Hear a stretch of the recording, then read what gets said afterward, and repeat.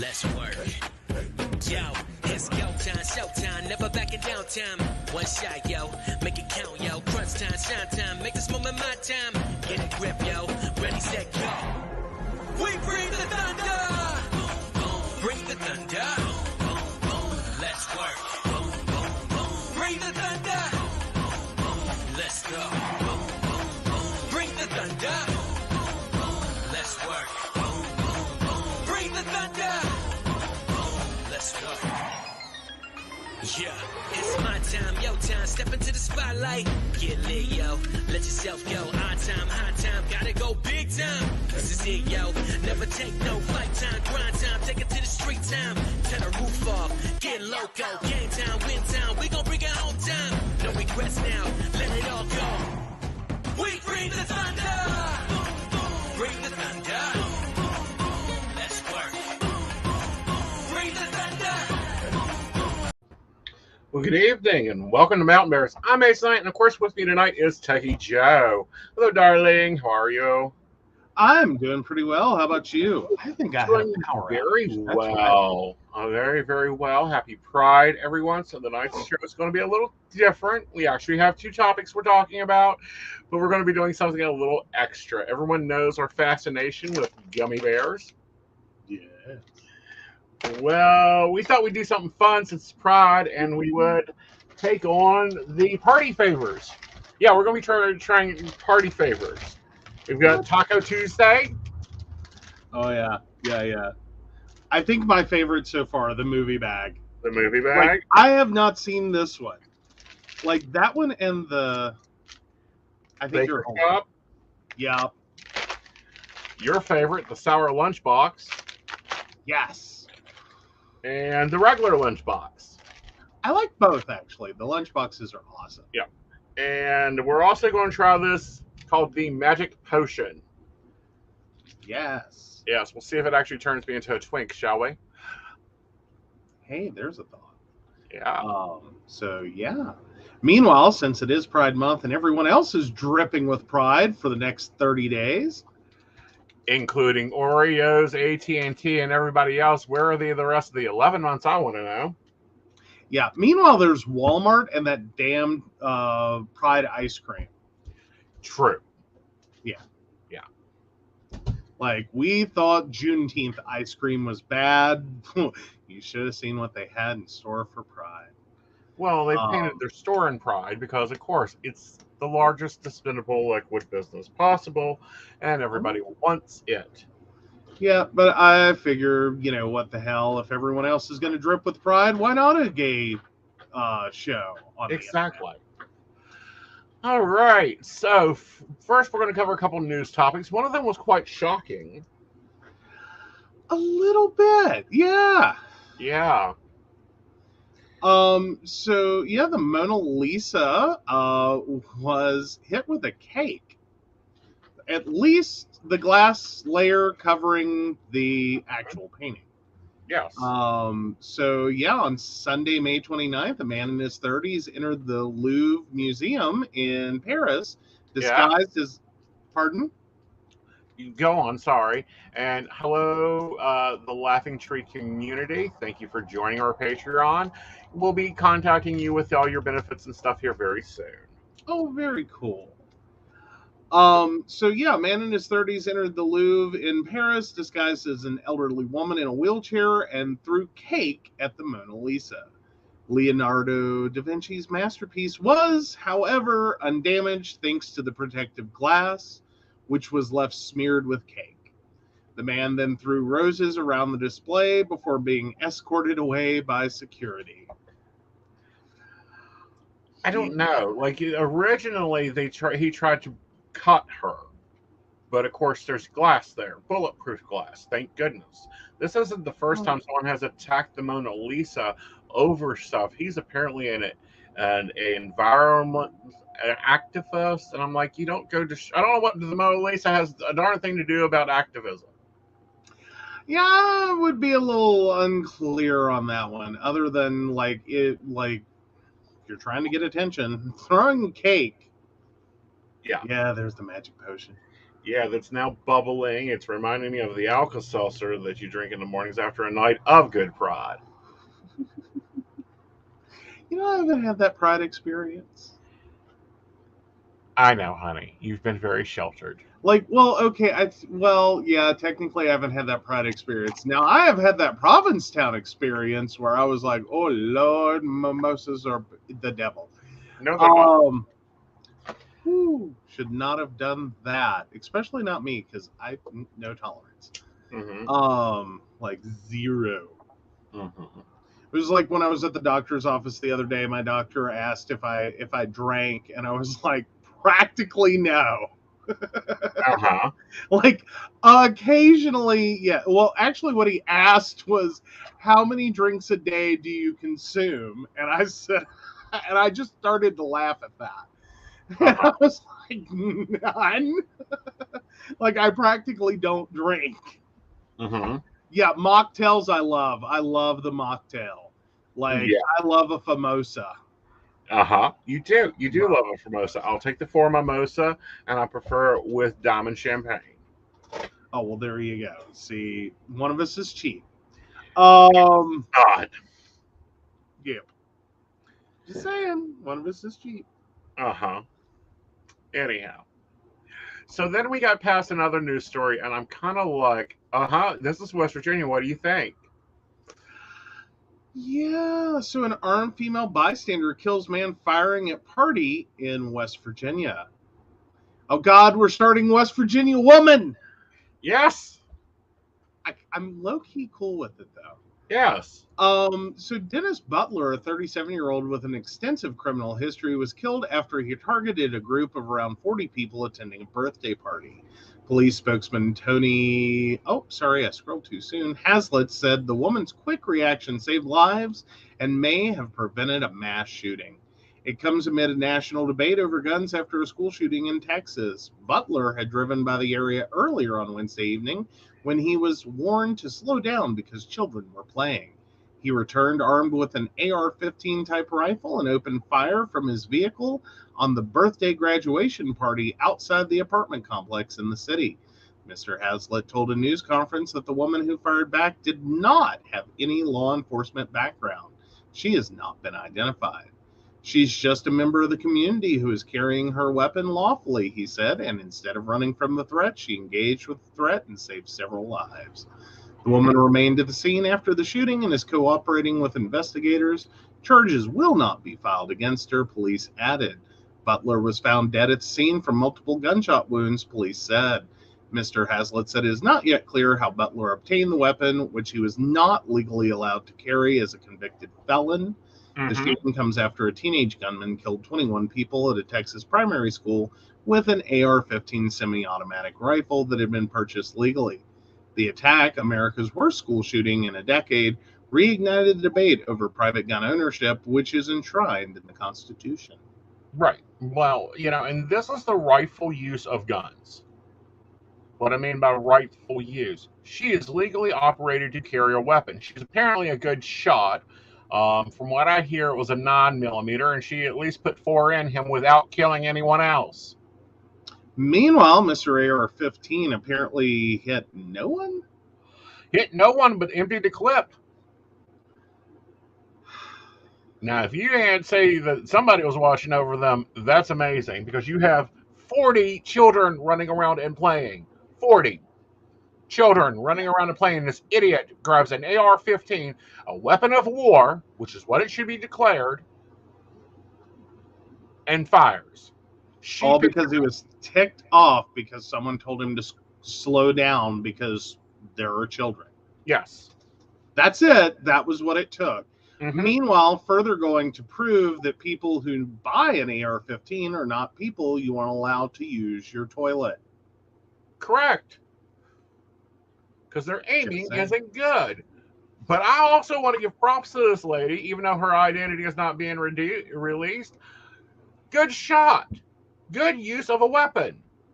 Yeah, we're not anti-gun, in case you weren't aware. We're anti-stupid. Yes, we're highly not anti-gun. I'm very much about carrying a firearm. I'm very much about owning firearms. I am very much against owning weapons of war. Until the DMV allows me to go over to King Cole and pick out which tank I want, or which rocket launcher I want to have in my backyard to shoot off at New Year's Eve, AR-15 should be off the market. They are a weapon of war. Yeah. But no. Ridiculous things that shouldn't have to occur. But here we are. Yes, we are. I mean, it's like I can't own a fire thrower, not just because my husband won't let me have it to trim weeds and take care of small problems in the yard and, de-ice the sidewalks and make sure he doesn't slip and, all these other useful things I could be doing with it. No. The government says it's a weapon of war. Why an AR-15 is not a weapon of war is beyond me. Yeah, not getting it. Really don't get it. Like, can I have a 22 shotgun? Do what now? Can I have a 22 shotgun? Double barrel. Potentially. We'll talk about it. Okay. Like, I think I found a compromise with it. It's a double barrel shotgun. Yes. You're not allowed to saw it off. No, I'm not going to saw it off. No reason to saw it off. Okay. Okay. Yeah, Brenda apparently keeps sending you legal ways to work around Joe. And Brenda, your I took down their live stream t-shirt's on its way in the mail.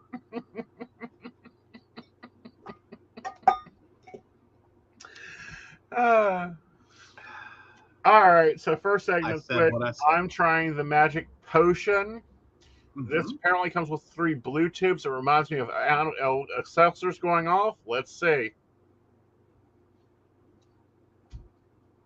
Oh, that's fucking horrible. But you're not a frog. I am not a frog, and neither are you a frog. But at the same time, this is horrible. I'll call the... Can we summon the imaginary assistant to float this into you for a taste test? Oh, no. Okay. Summoning invisible assistant. Summoning invisible assistant. Dr. Bombay, come take this away. Frozen section to the dining room. Frozen section to the dining room. This is called the magic potion. It's supposedly this elixir drink that bubbles and sizzles like Alka-Seltzer and tastes like dog shit. Yeah. It looked like mouthwash. I know. Mouthwash tastes better, and I'm talking the cheap shit, like the Listerine yellow shit. Yeah, no. Well, we've summoned. I don't know that we're getting, but we'll see if we summoned. All right, so let's dive into our subject tonight. Our first one. Pride Month ways to take down your live stream. No, but if it happens, everybody remember, if it happens, we will continue streaming over on YouTube. Yeah. Well, I don't know, because we start getting into, like, we're rolling right into hanky code, okay? Yeah, we're rolling into parlay first. Oh. Sorry, I got them out of order. I know you do. Yeah. Well, hey, you were supposed to fix me. Like, we went through this 4 times. I know I did. I went through it twice. Anyhow, parlay. It drifts down to the American conversation all the time. I'm about ready to fall over when I hear Mama Knight say, "Let's have a kiki." Speaking of Mama Knight, I'm really looking forward to her going to her first Pride tomorrow. She is, and she actually asked to go. Yeah. I don't know. I'm starting to think these are signs of your gay son's neglect when your parents asked to go to Pride. I think these are signs of when someone got, an idea because of a newspaper. Oh, really? Yeah, she saw it in a newspaper. And she asked if I was going, and then asked if she could go. So it'll be interesting. It'll be something. But yes, so all right, so parlay, or see, I always thought it was Polari because this is one of those words I learned by reading, not by hearing. I've heard it pronounced both. Okay. This is the problem with dying culture. True. So, and hey, Tracy. All right. So, this secret language allowed gay men to communicate when homosexuality was illegal. If you were a gay man living in England in the mid 20th century, you might greet your friends with "How bona to Varda your dolly old eek." This secret language, or cryptolect, served to help those in the gay community weed out who was in the life and who was not.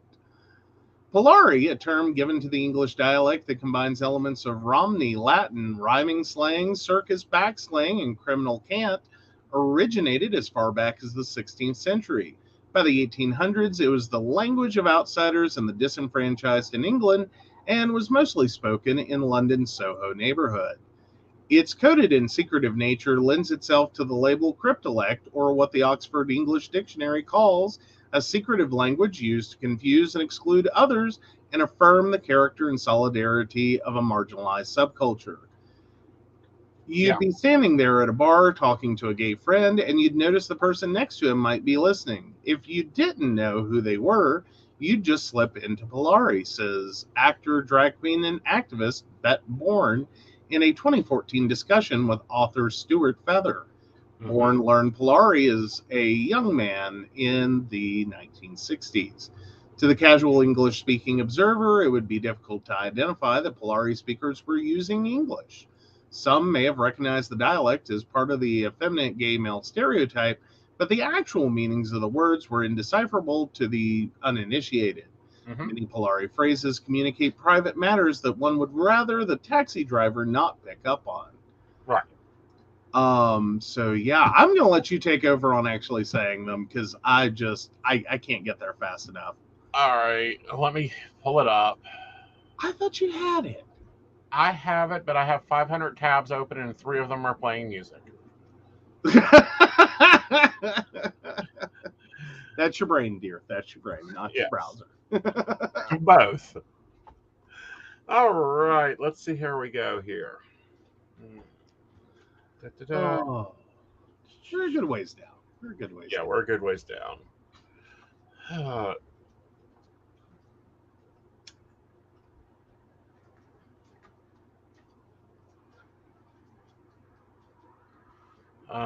Documentary, young gay man, To the casual speaking English observer. Yeah. In 1990s, the charities, protests, and performance organizers, the Sisters of... I cannot... No, okay, but...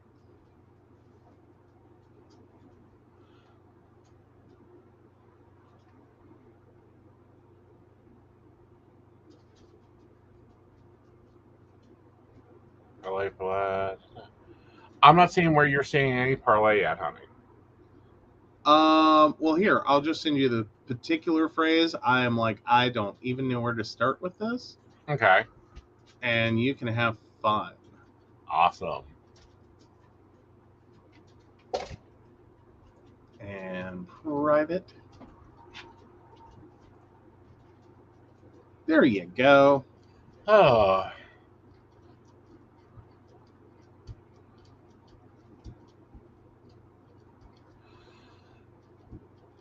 Cursive because they have solved the Yashar for instance, would indicate that the speaker could not have sex because he has an STI. All right. Or one might say putting on the dish to indicate that he had prepared for anal sex. Uh-huh. Or, other ones like, so is your friend Dorothy coming over next week? I didn't think that was one. I thought that fell into a different category. Nope, it's part of like past phrases. Really? You really? Well, now I think there are some now the weird part of Polari is that a lot of it has just kind of fallen into like mainstream language. Like fabulosa. Your cleaner is a Polari word. Yes. Um, That means cleaner. It's like it drives me crazy, and I have to think of who I'm talking about when they're talking about someone giving them some love, and and if they're speaking it, if they're flooding with this, the code word for buying a trick is love, i.e., money. Alrighty. Well, its influence can still be seen in words such as drag, Right, kiki, camp, right. words that I like. How would you know? Shade, slay. Oh yeah.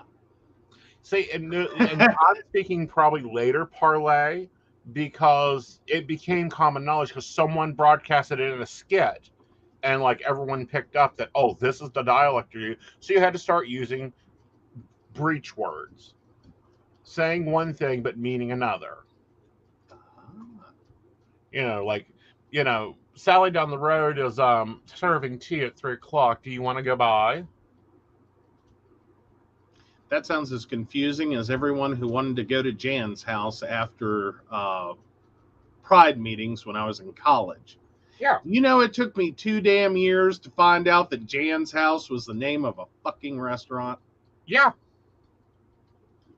I just kept wondering who the hell Jan was and why everyone went to her house every week. And see, this is the point where it gets confusing because he didn't blink, he didn't pick up the sentence, he didn't even care, which was the whole point of it. Effectively, I would have been a very, very, very, very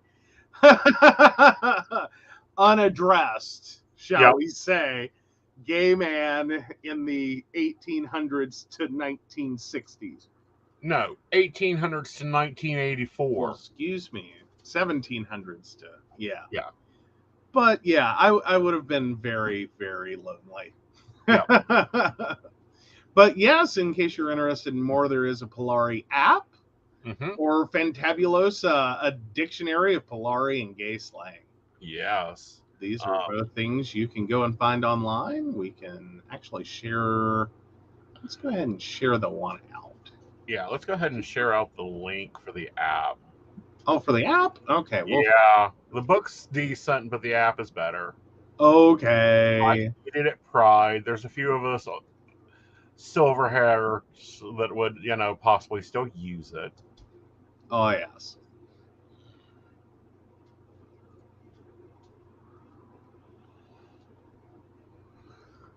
Oh, there we go. Oh, and it looks like they've tried to translate some of them into like common things. Yeah. Like Facebook would be skrivik. Strivik. Okay, whatever. I was close. Yes. Well, and that's the whole point is for it to flow or have a rhythm to it and for the other person to know what you're saying.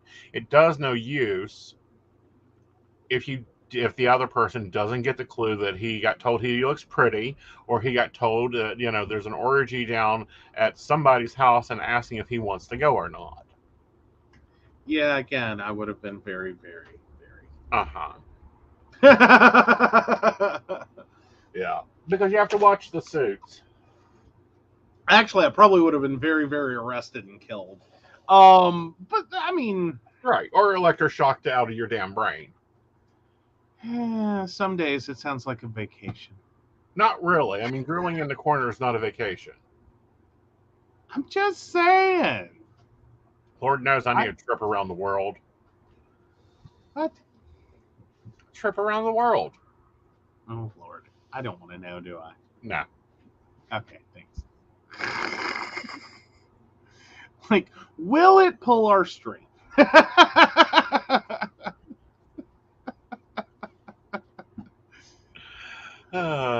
Oh, but yeah, so that was one form of communication. Then we move into the 60s and we move into another form of communication that we stole from the gold rush. Was it the 60s? I thought it was a little earlier than that, more like the 50s. Was it the 50s? I was thinking it was the 60s. Because I was thinking that there was a brief crossover there where like Polari and Hanky coexisted. Actually, yes, but that's not till 1970. Oh Lord. The Hanky Code came out in 1970. At the speed of a snail. Yes. And still being used even more today. It's now called flagging. Ooh. Have you ever wondered what it'd be like if you put sugar in mouthwash? I can now tell you what sugar in mouthwash tastes like, and it is like Ooh. All right. So which package are you trying? I know you try that. Now we're switching topics, so you get to choose a bag. Oh, okay. Hell, I want to break into the movie one. Okay. I think I'm gonna try lunch bag. And no, we're not eating all of this. I have a show to do tomorrow. I have to be able to function, not be comatized. Basically, that would be the... There we go. So, yeah. I always love these. I really do. I think they're fun. I do too. I think they're cute. Although whoever seals them, dear gods, can we get this on bullet packages? We'll never have another armed shooter. Yeah, really? So there you go. I'm trying to get it all together. Like, I've done a hot dog, soda, popcorn, red licorice, pizza, and then just random. Yeah. Candies.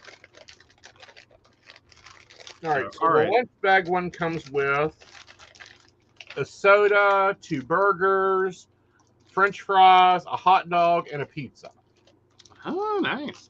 I'm going after the hamburger. Well, I figured I'm in the movie one. I've got to do popcorn. True. Like, there's no way around it. So my little thing of popcorn. God, I'm so bright tonight. It is. There we go. Can I get a shadow? I got a shadow.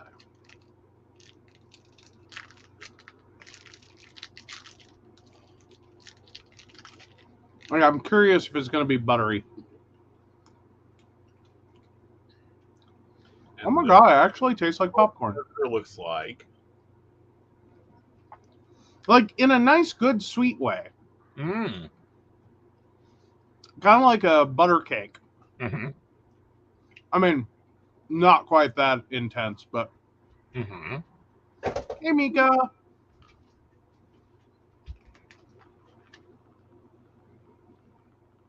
I'm down with it.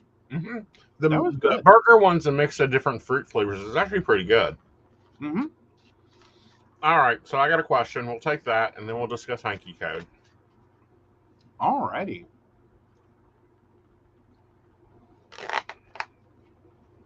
So Devin 31678, what is wrong with my boss? She's out there.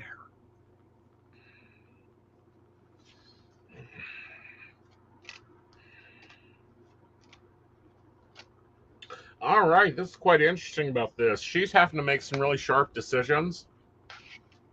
She's trying to get an opportunity that's a little bit out of her reach because she feels like she's finishing her cycle, as in her lifetime there, and it's showing her possibly taking a new job, but it will not end nicely for her. I had to wash down my popcorn. No, it's okay. I really like the soda ones. They're very good. Yep, and my favorite is still the pineapple gummy bears. All right, so what does your hanky say about you? Well, let's clarify some things first. If it's on the left side of the body, it means you're topping that roll. If it's on the right side of that body, you're bottoming that roll. Yes. Yes. So, yeah, that's quick and easy. You can figure out, like, wherever it is, top or bottom. And then the colors, though, my God. Well, let's go with the basics. The basics were the originals. I know, but there's still a lot. Well, there's black for S&M, dark blue for anal sex, light blue for oral sex, brown for scat, green for a hustler / prostitute, gray for bondage, purple for piercing, red for fisting, Yellow is water sports, and orange is anything goes. Yeah, I think orange would be a little scary to wear. Hmm. Oh, actually, now hold on. Orange left or right? Ha ha ha. All Uh-huh. right, orange left is anything, anytime, anything goes. Orange right is nothing now, just cruising. Like Right. it is the hanky you would want to wear into a store so the associate just doesn't bother you. Right. Like, just nope, I'm just browsing. Right. And we had to get a little bit more complicated because that doesn't really cover a lot. Communication got a little bit more deeper, flavor got a little bit more, and there's a lot of them now. What's important here is to figure out now more so what you're flagging. Example, I have a Batman bandana that I love, but it is black and gold.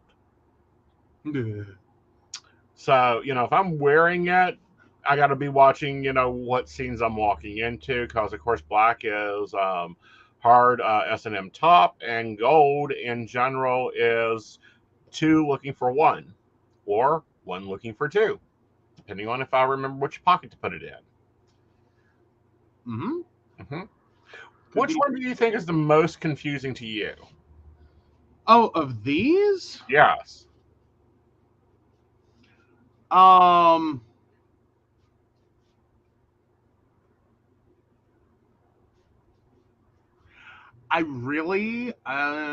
think I have to go with pale yellow. Okay. That would, and it's confusing for 2 reasons. One, I cannot believe that they had to have a particular hanky for Spitz and Drool Crazy. Yeah. Meanwhile, pale yellow, like, if you misunderstand and get that wrong, it can be very complex. Yeah, that's not going to end well. Yeah, well, and then they had to move out of hanky coats because they ran out of fucking collars. Point blank, and what they wanted to sign. So other things started popping up there. Oh yeah, then there's like leopards and teddy bears and Cupid dolls and pretty jock straps, mosquito netting, a Ziploc bag. Yep. Cocktail napkins, bartender / bar groupie, Kleenex. Keys in front, keys in back. Yep. What the hell? One, if you don't have a home, what do you have keys to? Like, if you are carless homeless, because, sorry, this is what this is. Keys in front has a car if on the left. Keys on right, looking for a ride. But now, keys in back has a home. Keys, that's left, and right needs a place to stay. Right. Okay, but if you're carless and homeless, what keys? You can always find keys, darling, especially if you're looking for a place to stay, or you're saying you have a place to play. Okay, I'm just saying. Right. I mean, I would think no keys would indicate you don't have these things. I don't know, it's just me. But yeah, no, so that's a lot going on there. Right. It got quite complicated in its heyday. Think about all the hashtags you use and imagine them in hanky code. Yeah, meanwhile, how many people combine these? Yeah. Like, were there just like poor unfortunate gays running around looking like they were wearing a Technicolor dream skirt? Yeah, and it's one of those you've got to look at what and for me now, in my point of view, it's looking at what I'm flagging. Okay. Like, I've never done it. Like, yeah. I've never hanky coded. Like, nope. Have, Like, do, cautious. Because you have a problem with bandanas to begin with, and I had a whole drawer of bandanas. I look stupid in them. Right. Like, like other people put on a bandana and they go out of the house looking like Rosie the Riveter. Uh-huh. I put on a bandana, I look like the suspect from your news at 5. Right. Like, that's it. That's like, no, I'm not going near a bandana. No. Well, and that's why, when you go to grab them, like, you don't wear that one. What? Like the Batman bandana, no, you don't wear that one. No, I don't think I wear any of them. Like, I think it's safer. The black and white one I think is safe for you. Black and white? My black and white bandana. Okay, but I'm looking at the hanky coat. Uh-huh. That's for black bottoms and black tops. No, not that. Black and white. It's not a stripe. Oh. See, this is why I'm confused. Right. This is so confusing. Like, was there just a store? Did every town have a great big like? Was this what you bought at the adult bookstore at one point? No, like, you was bought just it a at rack. Werewolves. It wasn't a adult bookstore. They were illegal. Well, I mean, but they've always existed. Well, okay, not that. Well, potentially. Yep. Depending upon the decade. Mm-hmm. I mean, that's why a lot of them are actually clubs. They're not bookstores. They're clubs. They're private clubs.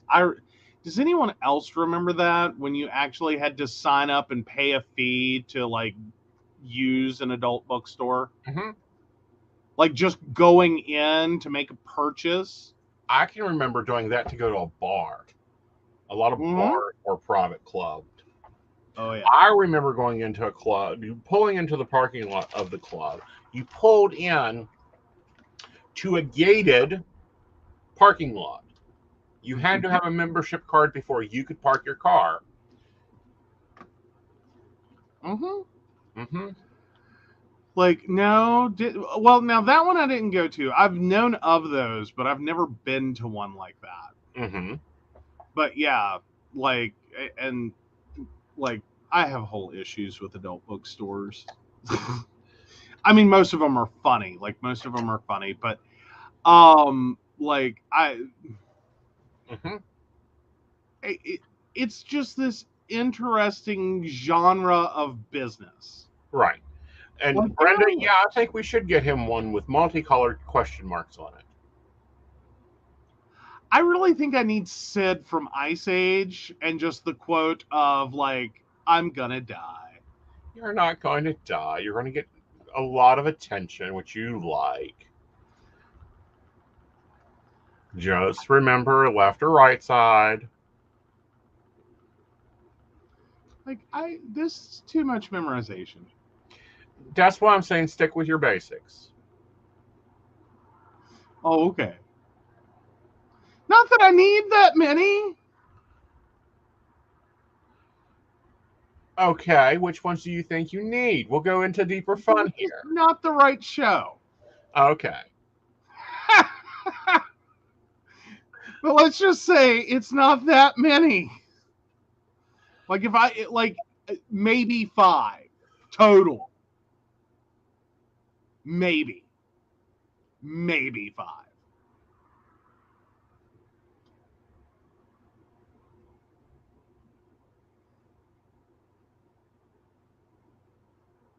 Meanwhile, you're making an evening gown out of hankies. No, I'm not. There's a lot here I don't do, thank you.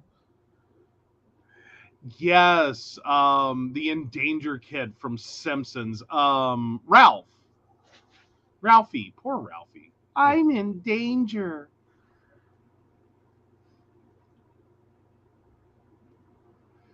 Are you still counting? Well, I'm looking at them going, See here, Brown. Oh my God, Tracy, I've got to hear this story. You got kicked out of an adult bookstore once? What? I need tea. Mhm. That's where I'm at. I need tea. Um, While that comes in, let's see here. Okay, black, gray, white, blue,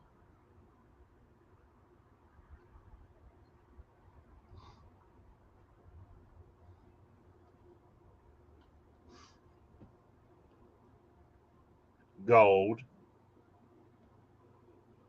you skipped navy? Yeah, navy. Beige. I mean, that's one of the most neutral ones on the list. Anyway, go ahead. Beige. Brown lace.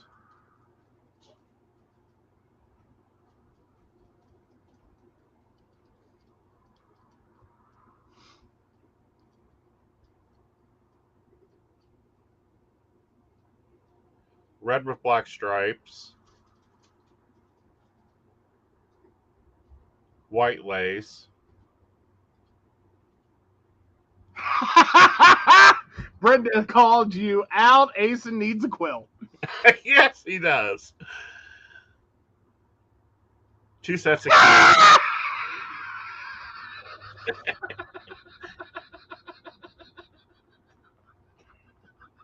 Oh, it was everything I needed. Oh, it was everything and more. Oh, so apparently a bachelorette turned into a limo full of drunk chicks pile into the adult bookstore and begin sword fighting. And so that we don't get taken down, I'll let you imagine what they used to sword fight. Phallic symbols. There you go. I love it. I love it. I love it. You're my people. All right. So sorry. Let's get back to your quilt. No, I was done. Oh, you're done. Okay. Yeah, I mean, there's only so many colors, and there's a lot of things not on the menu, so we'll start with those. Oh, okay. Well, fair enough. Oh, Christmas in July. Yeah, I'm like, I was at workplaces that had those. Yeah, I've not gone to one. Yeah. Yeah. All right. So, who you trying? Oh, God. I forgot. Well, we're done with movie bag and lunch bag. Yes. Wait, was that sour or sweet? Sweet. Okay. So, well, then I only, okay, so, oh, man. This is like Sophie's Choice over here. Uh-huh. Like, that leaves, one of us is getting Taco Tuesday, and one of us is getting Bakery Shop. I'll take bakery shop, and you can try sour. I can try, what? Sour lunch bag. Okay.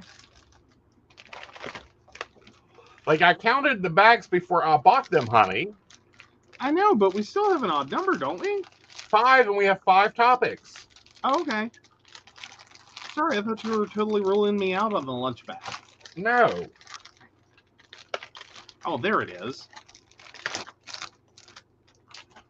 All right, so we got a pizza, we've got cupcakes, we've got strawberries and cream, and gummy donuts, and a cheesecake pizza.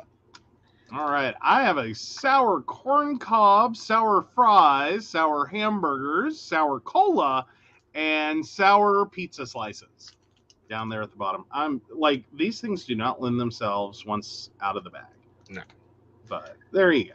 All right, so I'm trying the strawberry. This or better tastes like strawberry. I'm definitely going with corn cob. Okay, I'm letting y'all vote. That's what I'm doing. These are fruity. Mine is specifically this one. This fruity, the sour lunch bag. They're fun little gummy candies. Some are sour, some are just sweet. And we were trying them out, but I'm gonna let y'all vote whether I go pizza slices or corn cob. First 3 answers, choose it. Oh, we got a question. Cool. We will mark that. There we go. Oh, they are fun. I dearly love these. I usually only buy one at a time, and usually the little ones. Like my first. All right, so we have 2 corns. So even if a third person says something, you're not winning. All right. I'm having corn cob. Ah, maybe I'm having corn. There we go. Get the little thing down. I'm just curious. Is it going to be like cornbread? Please, please, dear God, don't be cream style corn.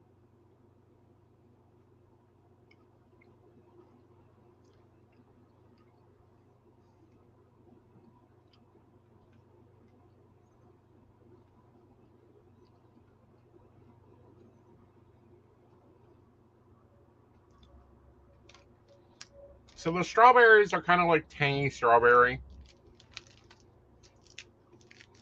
Okay. What's your corn cob? It's not corn. Okay. I just can't figure out what the fruit is. Like the yellow's throwing me. It's not a yellow fruit. Okay. Watermelon, grapefruit.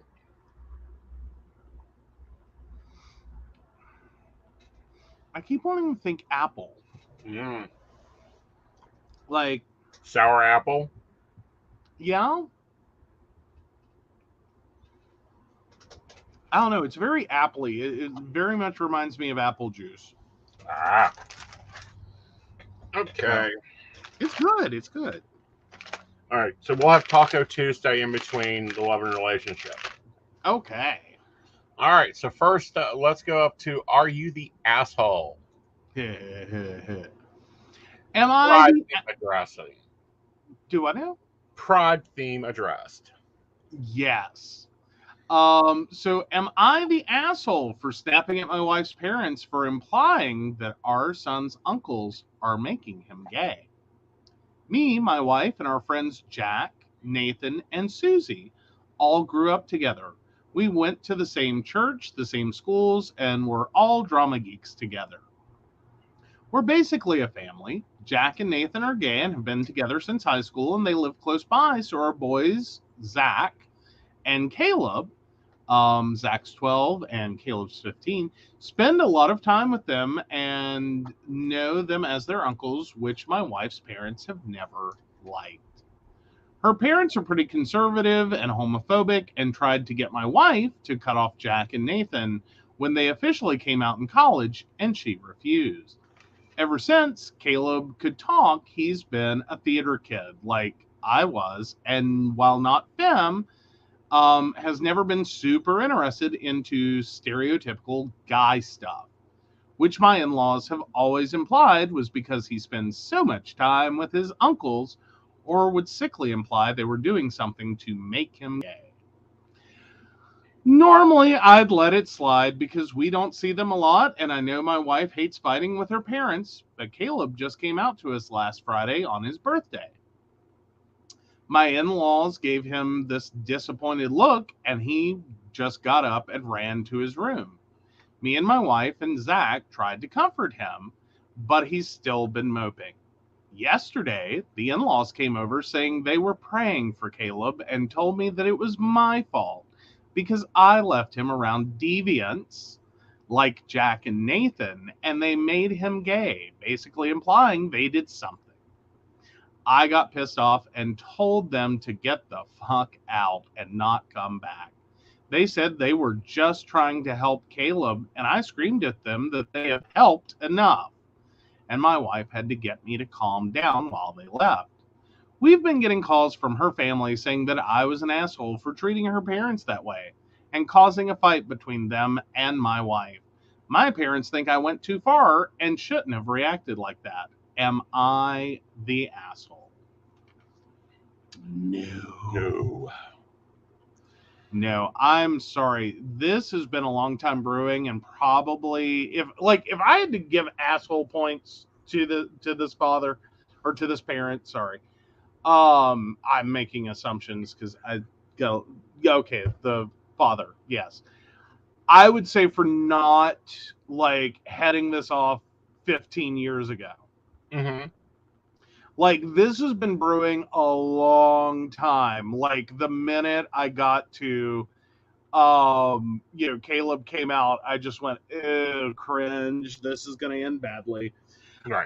And it did. Yeah.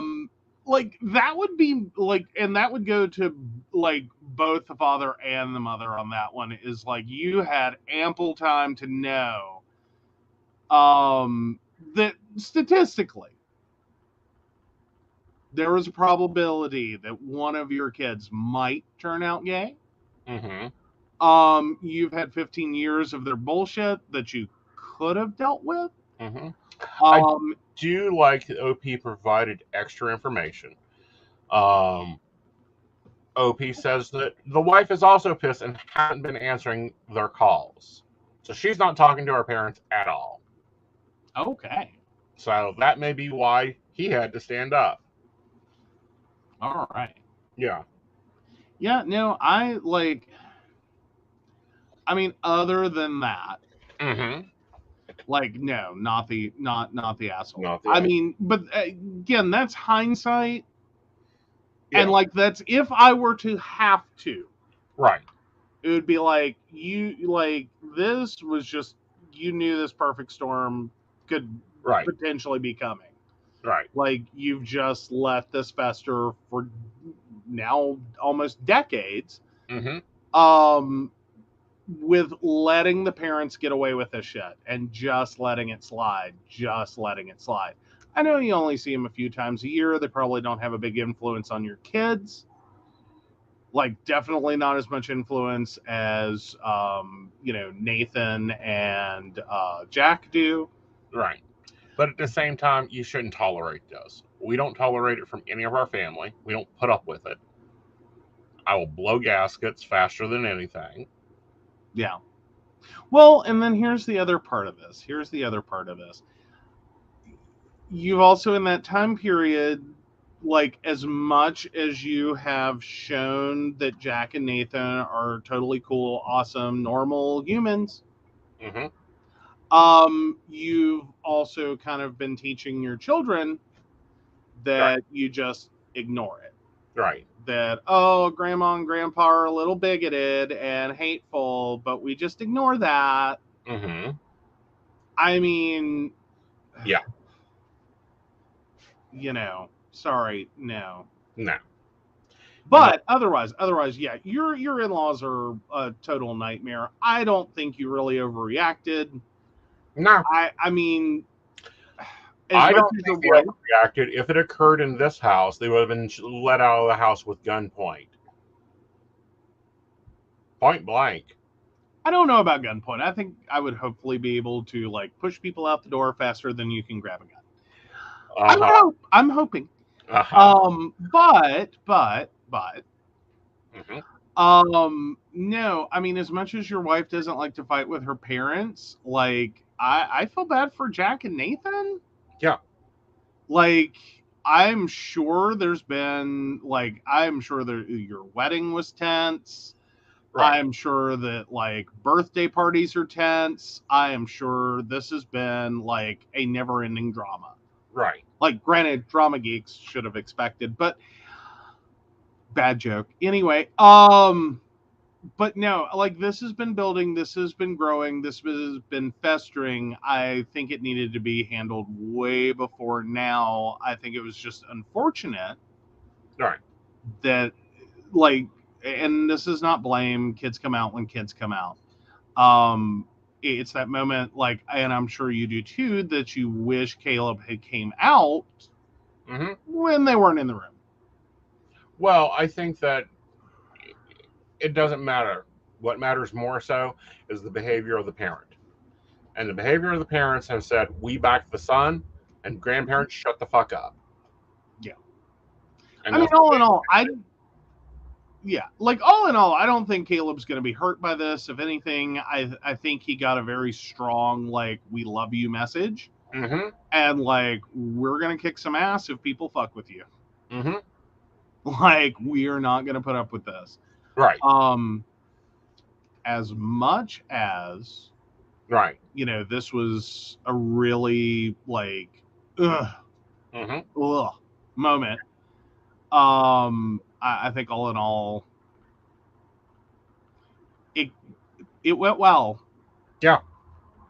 And Kayla's very lucky to have supporting parents. But we're going to say this, and then it's the choice whenever anyone chooses to come out. We do recommend, however, that you make sure that you're safe, you have backup plans, that you've got some financial independence, that you either have your own home or you have a place that you can go if it does go bad. I know a lot of youth will be getting encouragement to come out, but please come out safe. Yeah. Yeah. I mean, I don't know. It's probably the least problematic for this period of kids. Yeah. I mean, and it's gonna be a little harder to keep doing the message. Yeah. You know what I mean?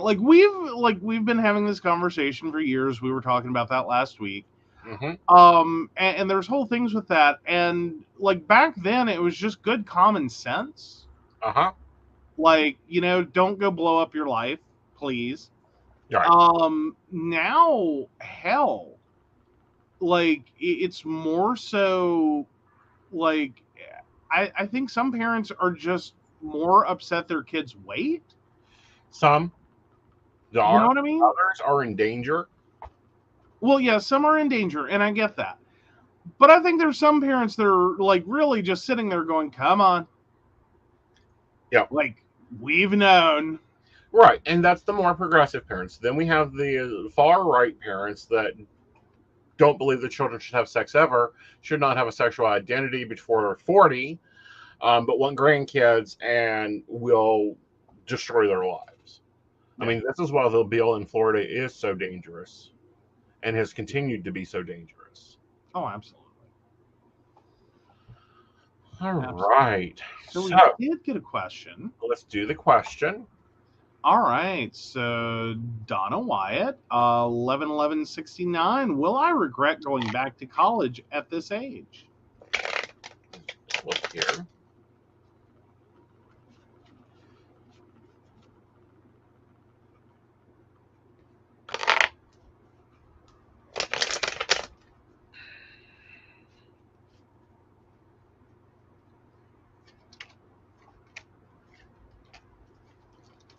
To be honest, no.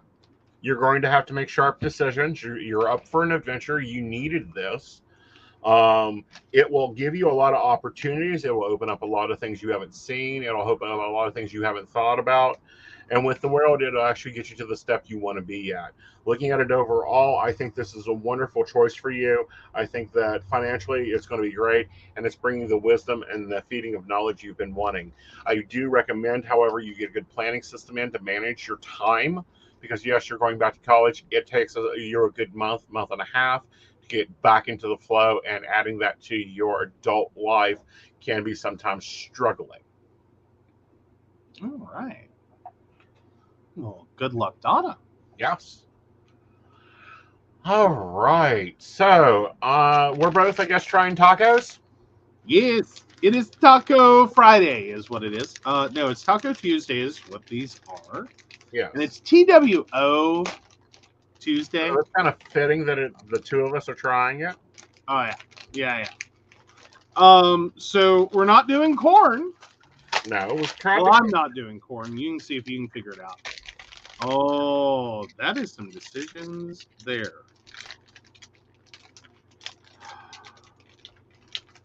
Okay, I'm just doing the obligatory taco. Okay. Do you want to do tortillas? Of course, these are fat-free, nut-free, gluten-free, and no GE. Which I don't know what GE is. What is GE? What? Can someone tell us what we're not eating? Like that's kind of scary. Like, what was I supposed to be afraid of that I don't know now? I don't know. Oh, Donna, you're very welcome. All right. So you're doing the obligatory taco. I'm going to do the jalapeno popper.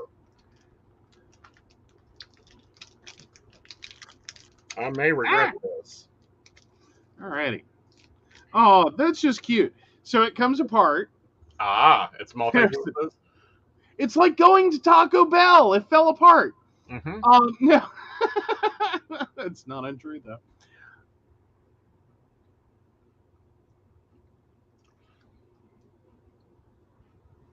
Mm. Yep, so this one's all just sweet candy.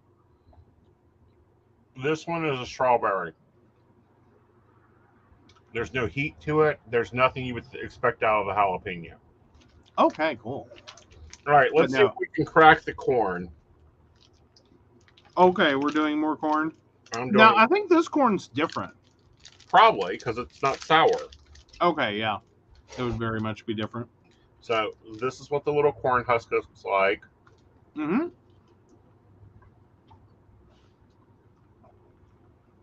Sorry, I got to clear my taco.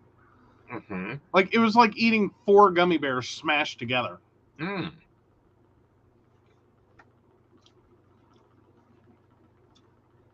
No, that tastes like corn. That tastes completely like corn. Sweet corn. I was not ready. Me either. All right, I need a Coke. I will say, however, if you have a craving for something, but you don't know what it is, I'll probably guarantee you'll find it in one of these packs. Yeah.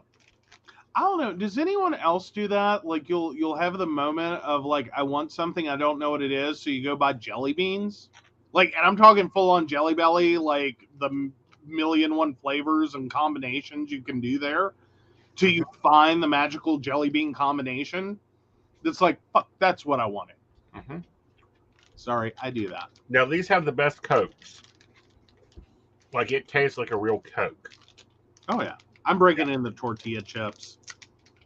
Okay, you break. Like if these are sour corn chips, I'm gonna be so mad.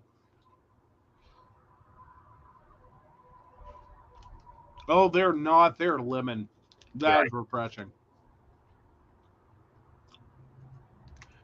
I'm down for that. I need that after corn. Mm-hmm. Gummy corn, guys. Gummy corn. Just let that sink. Right. All right. So the relationship advice one is kind of an interesting pride-themed one. Is it my fault he came out gay? Before I get yelled at, this guy was straight to everyone's knowledge. I understand people are closeted, but when he broke up with me, he said, you're too pathetic for me. And it made me realize that I was gay. He wouldn't tell me what I did, and I'm honestly wondering if it's my fault or if he didn't get comfortable with his sexuality until after we got together and broke up.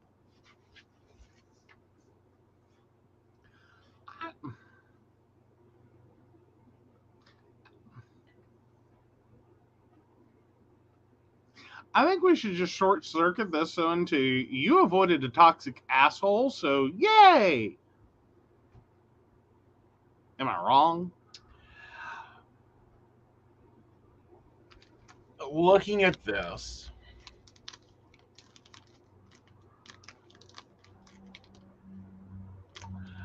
I'm going to sound very bad, but good. Okay, for those that are getting confused, her boyfriend broke up with her because he determined he was gay because she was too apathetic, too emotional. Can we call bullshit to the too emotional part? Okay, that is a lousy excuse. That's about as lousy excuse as saying there's not enough closet space in this house, so I'm getting a divorce.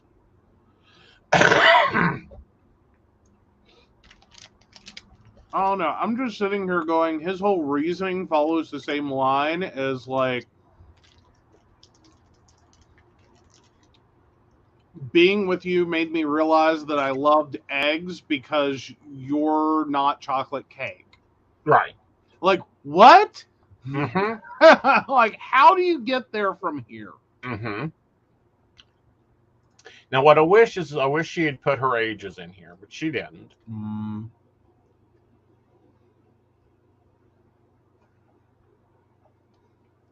Sorry, I had to call the corn chips. Mm-hmm. It's like when you go to a Mexican restaurant, you must finish them. No. And they bank on that. Mm-hmm. I don't feel that she's the reason for the breakup. I don't feel like she's like she didn't turn him gay. I think he came to deal with himself being gay because he doesn't know. I think he knew he had an interest in it. He was probably super masculine, like overly masculine, and then came to realize that that isn't him. That isn't who he is. That's what he wants. Right. Like, that's a weird thing about, like, the hyper masculinity Mm-hmm. that actually is a thing. Right. Like, one, the number of hyper masculine guys Right. who end up coming out gay. Right. And then effectively what they did was who they became wasn't because that was who they thought they were. That's who they wanted to be with. Right. They become Like, what they're attracted to. Yeah. Yeah. And, you know, and this is part of that self-discovery section of life. And some people do it early. Some people do it 13, 15, 18. Others do it later in life. We're seeing a lot more of this. That's why you'll have a lot of people that, by the way, I'm opening up the movie popcorn because the red licorice is just intriguing me. Yeah, I wasn't going there with a 10-foot pole because, like, if that tastes like licorice, this is going to be an ugly stream. Well, do you not like licorice? No. Oh, my God. No, I hate discover about your husband. Yeah, no, you know this. You get all the black jelly beans. And I'm not the one that likes the black licorice. Yeah, I know, but you'll eat it. No, I won't. What? You're confusing me with my boyfriend. What? The invisible assistant is the one that eats the black jelly beans. Oh, that explains so many times. Okay. Oops. Yeah, I'm right there, Shannon. Like, sorry, I'm wrong. No, it's all licorice. Red licorice, black licorice. Mm.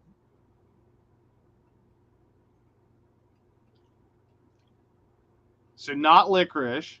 Yes, licorice, but it's that Oh. red licorice that is the ones that they come out at Halloween with. The little tiny pieces of licorice that are ropes and you can untwirl them. Oh, okay. Yeah. Like, the only time I ever see them is Halloween, guys. Yeah. Remember, I'm not the candy official. No, technically, I think that's my job. Mm-hmm. Oh, Shannon doesn't like licorice or root beer. Whorehound. Mm-hmm. What the hell is whorehound? You know those cough drops that'll knock your head off?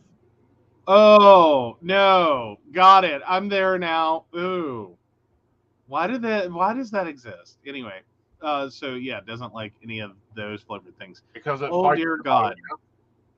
Apparently the hers just got an update. I'm watching her reboot. It's this is gonna be fun. We love it every time she gets an update. It's something crazy. Her IQ goes down by 4 points. Mm-hmm. Anyhow, sorry. You can't turn your boyfriend or girlfriend gay. If so, dear gods, the amount of lesbians we would have in this country, every car would be fixed, every house would be repaired, and everybody else would get everything put together.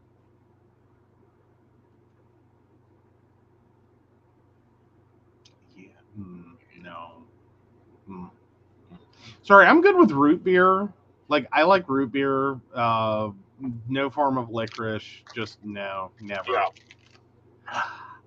And weirdly, I have problems with dehydrated banana. Yeah, you don't like dehydrated banana. I don't like dehydrated fruit. It just makes my mouth dry. Now, there's some of it I really love. Mm-hmm. Like, dehydrated kiwi is just the best thing ever. Mm-hmm. Like, that is just pure, like, if that had been found before candy, no one would have ever made candy. Mm-hmm.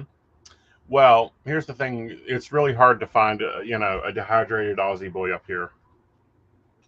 What? A dehydrated Aussie boy? Uh-huh. Did we slip back into Polari? Uh-huh. Oh, God. Anyway, you've got questions. I know I've got questions. Let me find my cards underneath the candy, guys. This is Super Doc's worst nightmare, can I just say? Yes. Well, now, here's my other thing. Is anyone else with me? I love grapes. I hate grape flavoring. I hate dehydrated banana. I love banana flavoring.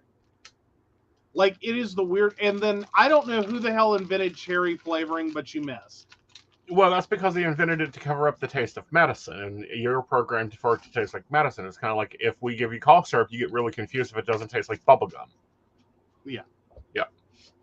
That's true. I think all medicine should taste like bubble gum. Sure. Of course, this then again is probably why we had like poison control stickers handed out like candy. Yep. Back in the day. Right. All right. So we got some questions, and yeah, Brenda, I'm with you there. I love fruit, but hate hate so many flavorings. Oh yeah. Because they don't taste like the fruit. Oh yeah. Yeah. Yeah. No, it's true. So Devin, 31678, is my blonde friend Jason interested in me? All right, guys. So I grabbed the black deck. Just be warned. Oh Lord, it's gonna be rude. Not really. It's gonna be blunt. It's gonna be blunt. Fake jalapeno flavoring? The hell did that shit start? What is it in? Okay, All sorry. right. Reading. First up, we have the Wheel of Fortune, meaning there's a lot of opportunities there, however, followed with the Ten of Wands, meaning he has very complicated himself and overloaded. With the Ace of Swords. So is he interested in you? Yes. Will he make a move on it? Probably not until he gets his self sorted out some more. All right. I am sure it has a chemical taste there, Brenda. Ooh. All right, so Christina, 92285. What does Ivan want to accomplish between us in the next 3 months?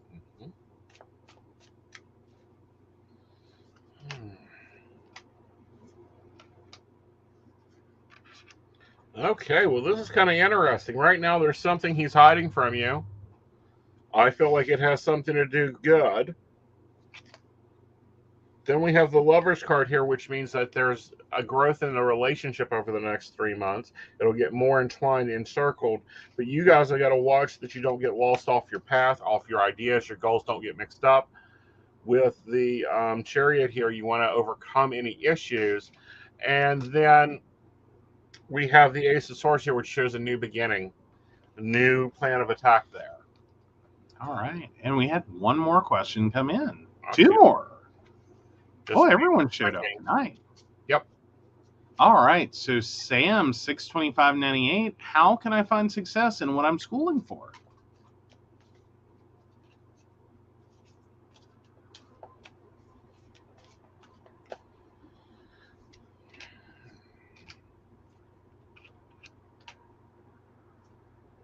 Okay, interesting. Don't know what you're studying, don't really care, because here's the thing with it. You will find success by finding your niche. Okay? When you find your way of doing it, that's how it happens there. I feel like, with the Ten of Wands following by the Wheel of Fortune, you've got to make it yours. You've got to own it. You also have, with that, the Eight of Cups, meaning that you'll get all this knowledge, and then you've got to take it and make it your own and walk away from it. Or walk away from the traditional thing. And yeah, you may have a tower moment where you think you can't go on, but you actually just keep rebuilding until you get it to be yours. So there may be a couple tries there to make a success before you get it there. Do pay attention to what really interests you in your schooling. So what's your specialty? What you like out of it? Awesome. All right. So then we have Blue Butterfly, 42288, wondering if my boyfriend and I will get this townhome before October. Give me a second to reset. Oh, very welcome, Sam.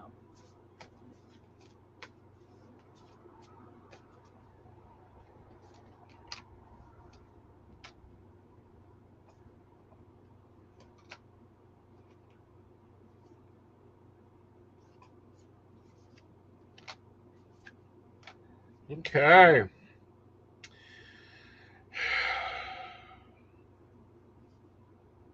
First combination here is the Eight of Swords, meaning you're kind of uncomfortable right now with the Hangman because you're trying to sacrifice to get to that townhouse. Then moving into where you're moving to, yes, you will get it before October. With the Nine of Swords hitting here, it will come when you think you're not going to get it. You'll think, well, maybe we got to look at something else. No, you'll actually get the home. But I want to warn you, when you get into it, follow the advice with the Hierophant here.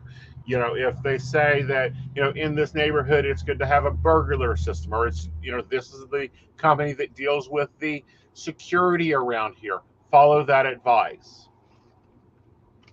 Okay? Excellent.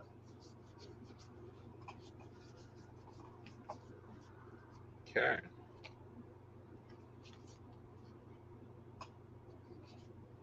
Ooh, I wonder if that townhouse is going to come with like one of the great big instruction manuals. Probably, because it's saying follow advice. Yeah. Follow status and rules.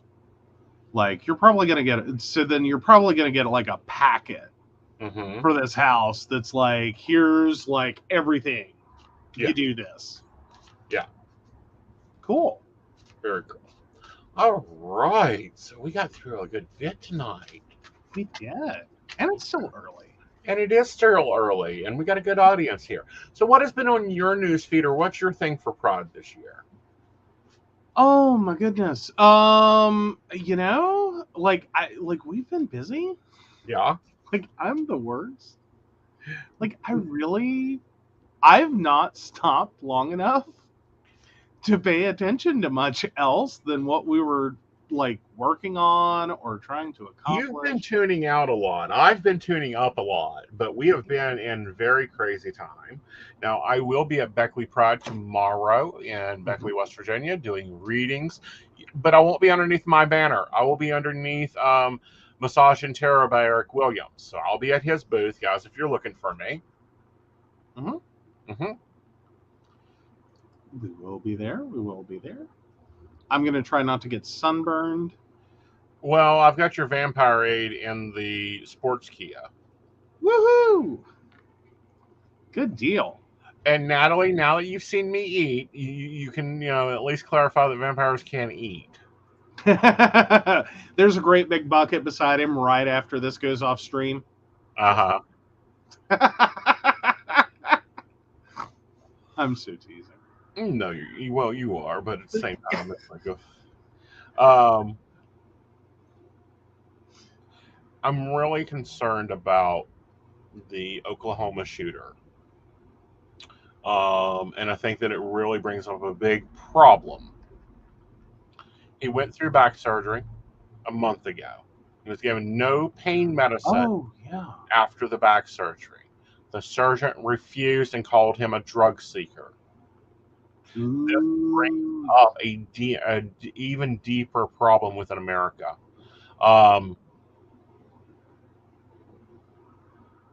And that being that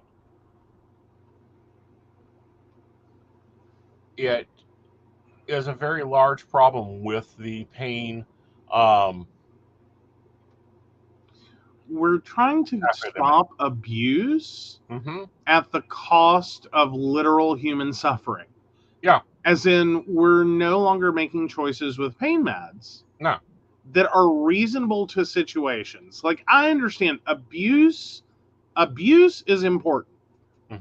Like, it really is important. It is really super important. But for someone who just had back surgery, Jesus. Like, I'm not saying you just giving him an unlimited, bottomless, prescription. Like, no one called for that. Right. I think we could all agree that, a limited supply of pain medication, at least through the first couple weeks, right, is more than reasonable. Like, that's what I got. Well, and that's the problem. We're not talking about a broken toe. We're not talking about a stubbed foot. We're talking about back surgery. Mm-hmm. Yeah, like, because I had neck surgery, effectively a back Right. surgery, but was I getting the best medications on the planet? No. Right. Was I getting high dose medications? Also No. no. Did I end up taking all of them? No. No.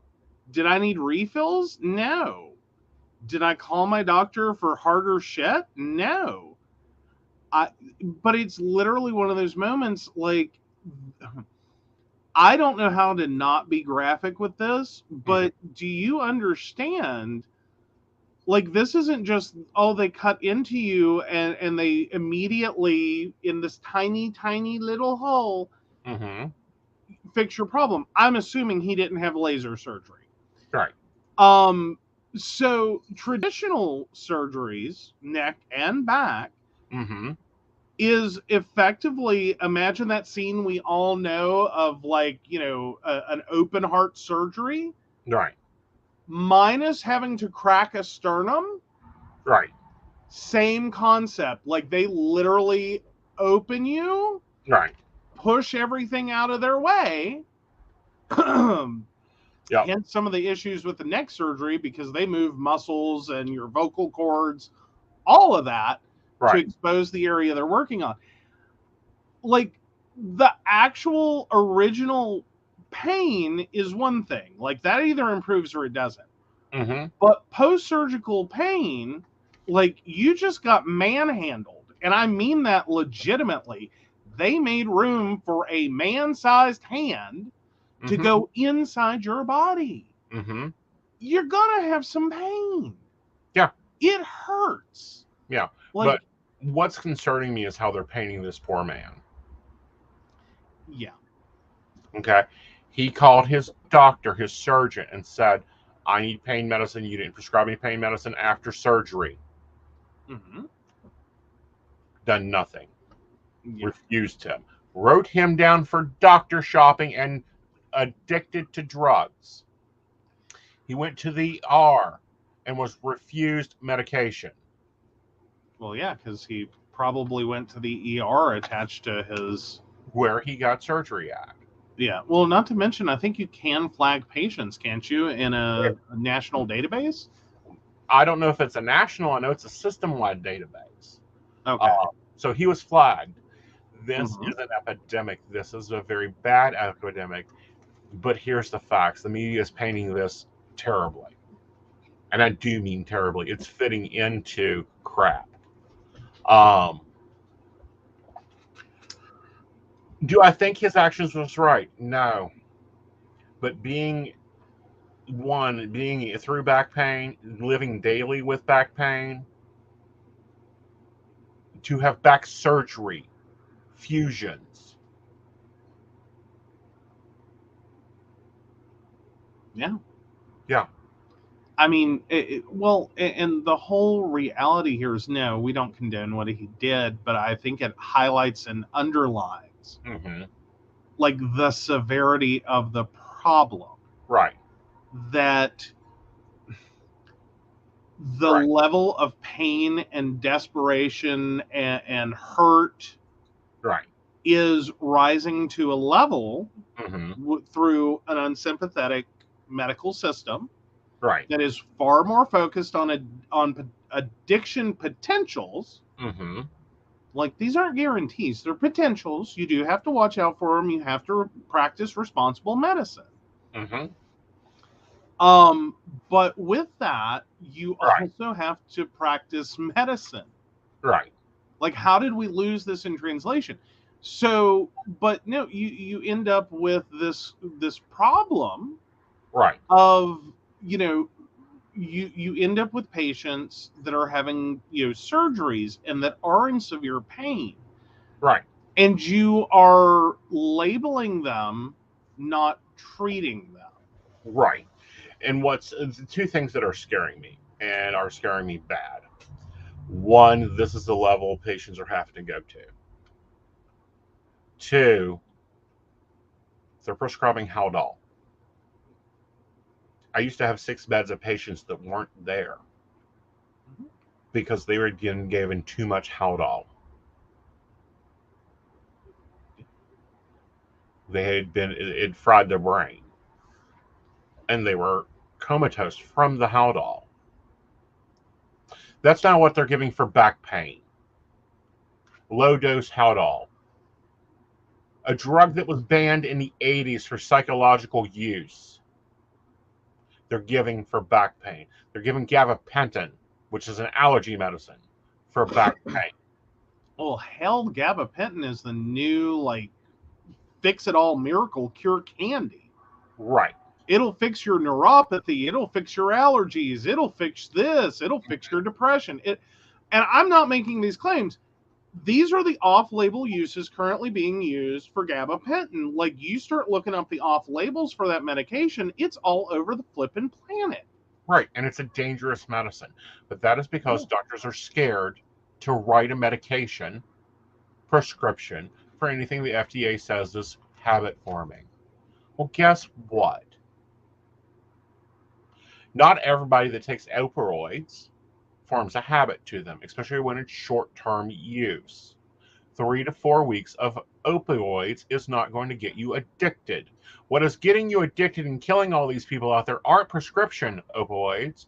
It's street drugs. Like, how can these people not be seeing this bullshit? Well, but the argument has always been, and it goes back to the coal miner story, or the coal miner tragedy. Right. And it's a steelworker tragedy story. Like, depending upon the area of the country you work in or you live in, there's a worker class that is heavily attached to this. And it's an adult human being working a very difficult, strenuous job gets injured. They go to the doctor hands them pain medication, they go back to work, they continue to injure themselves, but now they can't feel it. And meanwhile, they keep getting medication because every time they stop medication, they're in intense pain. Right. So they keep taking medication. Right. And eventually this spirals out of control. Right. That is, like, that's the tragedy story. Right. There's, like, but the moral of that story is not we should never ever use pain meds because this is what's going to happen. Right. The moral of that story is we need to responsibly evaluate patients, treat their concerns, and know when to say no. Right. Like, you need to get out of this profession. I understand that's everything that you have skills, qualification, training, etc. for. I'm telling you right now, we cannot keep writing you pain meds. Right. So you can go to work. Right. You're damaging your body. You're making your pain worse. And you're taking these meds in ever increasing quantities. And it's not healthy. Right. That's the moral of the story. Right. But that's not the story we're writing. The story we're writing is nobody ever has pain or needs pain meds. Anyone who wants them is a drug addict. Right. Like, that's not a real story. Right. That's the fantasy. Exactly. Now, and I've shared this out before. I'll be sharing her content out again. I just want to make sure I have the right one. Because there's a lot of stuff out there. There's a lot of things going on. There's a lot of, I think this is just I think she's on Facebook.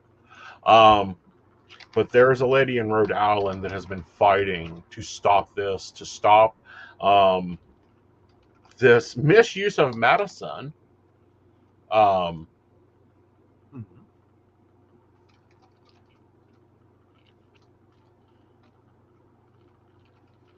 and we do have a comment. And Donna, I have a question. If it's not too personal, you can totally opt not to answer. But Donna states opioids killed my brother and my first husband just like that. They were both left on prescription strength pharmaceutical grade heroin for years, just like that.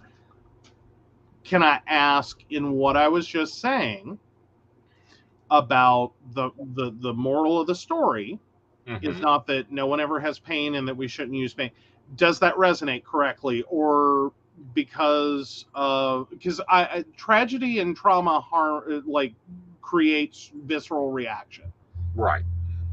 Where have you ended up in this? Is it there's legitimate use, but we need to be responsible and not abandon people on pain meds just so they can go to work? Or are you kind of at that, no, I've seen firsthand? Okay. I just wanted to check, because that's sometimes where people end up in this debate. Because it's really easy to just blame the drug. The drugs are horrible. We've never said the drugs are good. Right. That's not our point. All medication is horrible. It's all poison that has, an effective use. You're always in a balancing act here. Right. Whether you're talking about Tylenol, aspirin, your indigestion med, your allergy med, they are all poisons that used correctly can have benefit. Right. But they're same as a water pill. You take too much of a water pill, you'll die. You'll shut your kidneys down. Mm-hmm. No one looks at that. Too much water, you die. Too much water, you die. But here's the problem. Doctors were sold a bad deal. And here's what I'm saying. They were told these medicines are non-addictive. These medicines can be given in these quantities for a lifetime. Mm-hmm. With no addiction, no harmful side effects. Mm-hmm. They're faster acting. My other problem is, didn't this all sound too good to be true?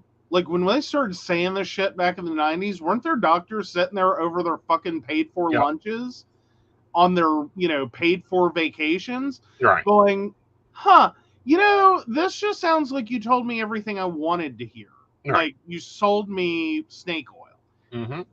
But it's not entirely the pharmaceutical. And I agree with Donna. I'm going to highlight Donna's comment here. Okay. And bring it up because I agree with this.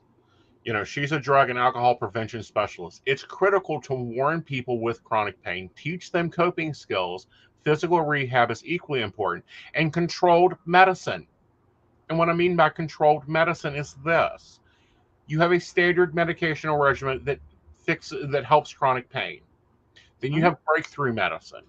That is a limited dose medicine for when you're at a 20. This is old script behavior. Mm-hmm.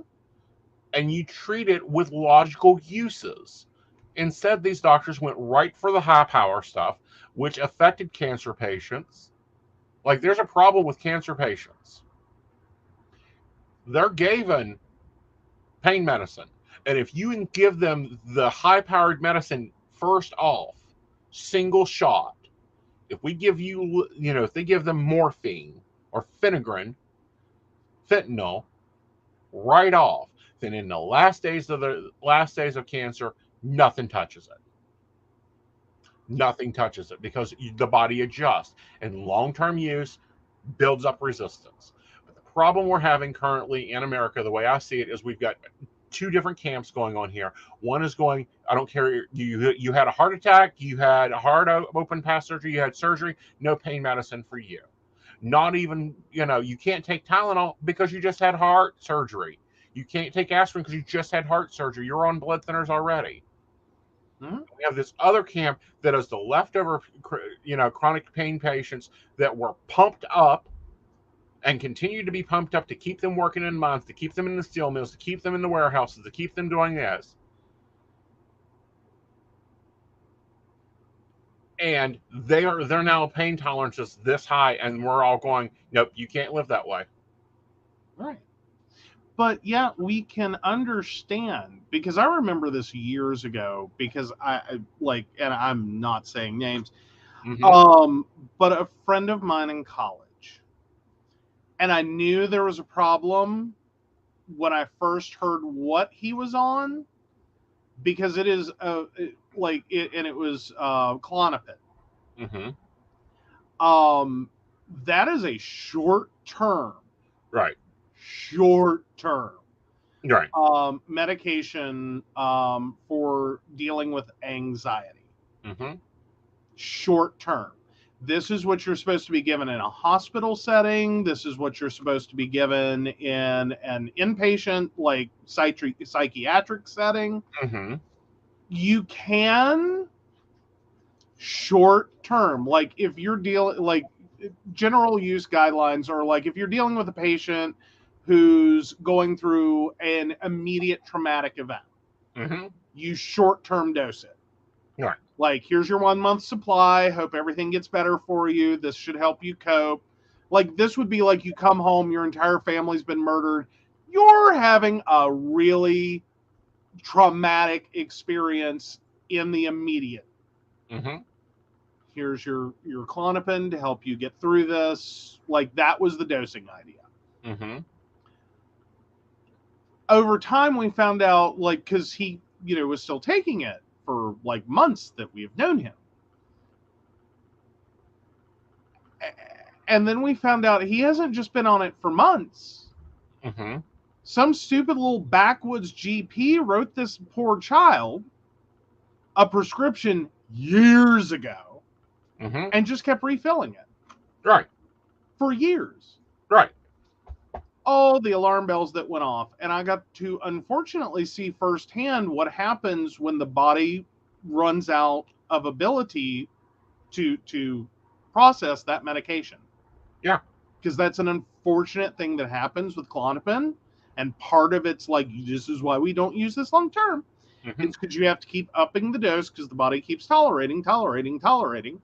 And then eventually you hit a point where it's like, sayonara, I do nothing for you now. Right. And so in a like 24-hour period, the medication that was helping him function turned off. Yeah.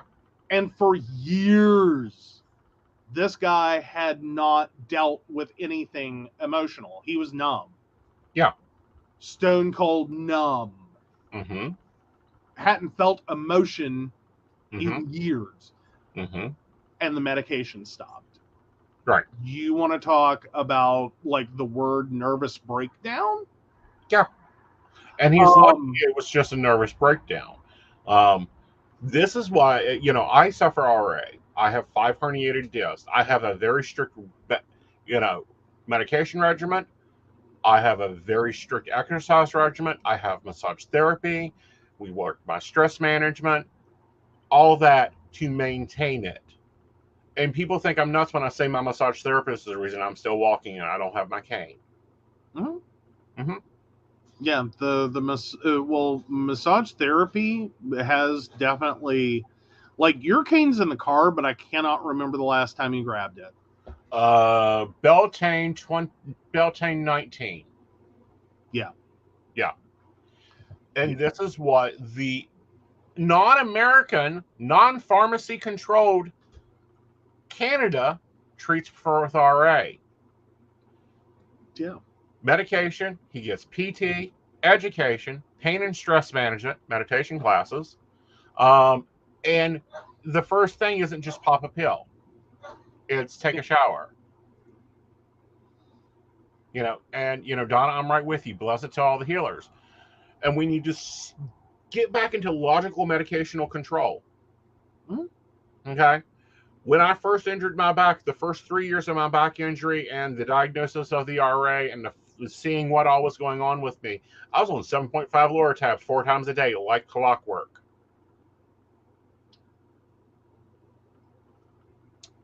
Yeah. And then there's some of us who remember when they used to give that every time. Like, they used to give even more powerful, like North Carolina at least, they used to give you even more powerful stuff just because you had a tooth pulled. Right. Now, granted, short term. Yeah. Short term. Mm-hmm. Like, the most you ever found a prescription for from a dentist was like a week. Mm-hmm. And I remember looking at my dentist going, I need 2. Right. He's like, 2 weeks? And I'm like, no, 2 pills. Can you write a script for 2 pills? Mm-hmm. I said, because that's all I need. And I don't want this crap in my house. Right. But Like- we need to no, the pendulum has swung. It has swung to the extremes. It has swung to the craziness. We're not treating pain. We're trying to connect it in, and there's a new study coming out that pain is actually psychosis, that the human brain doesn't feel pain, that it's a mental situation. I'm Really? sorry, we spent what? Yeah. I'm sorry, what? Did I just hallucinate? Now we're going to say that pain isn't real? Right. Like, chronic pain isn't real. It's actually a mental condition. no. Yeah.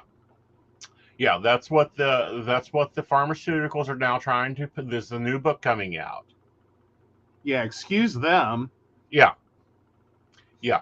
And that's what the FDA, they've seen it, they see it, and they continue to see it. That's why they've redone the guidelines. But we've got, the DTA still trying to going out there.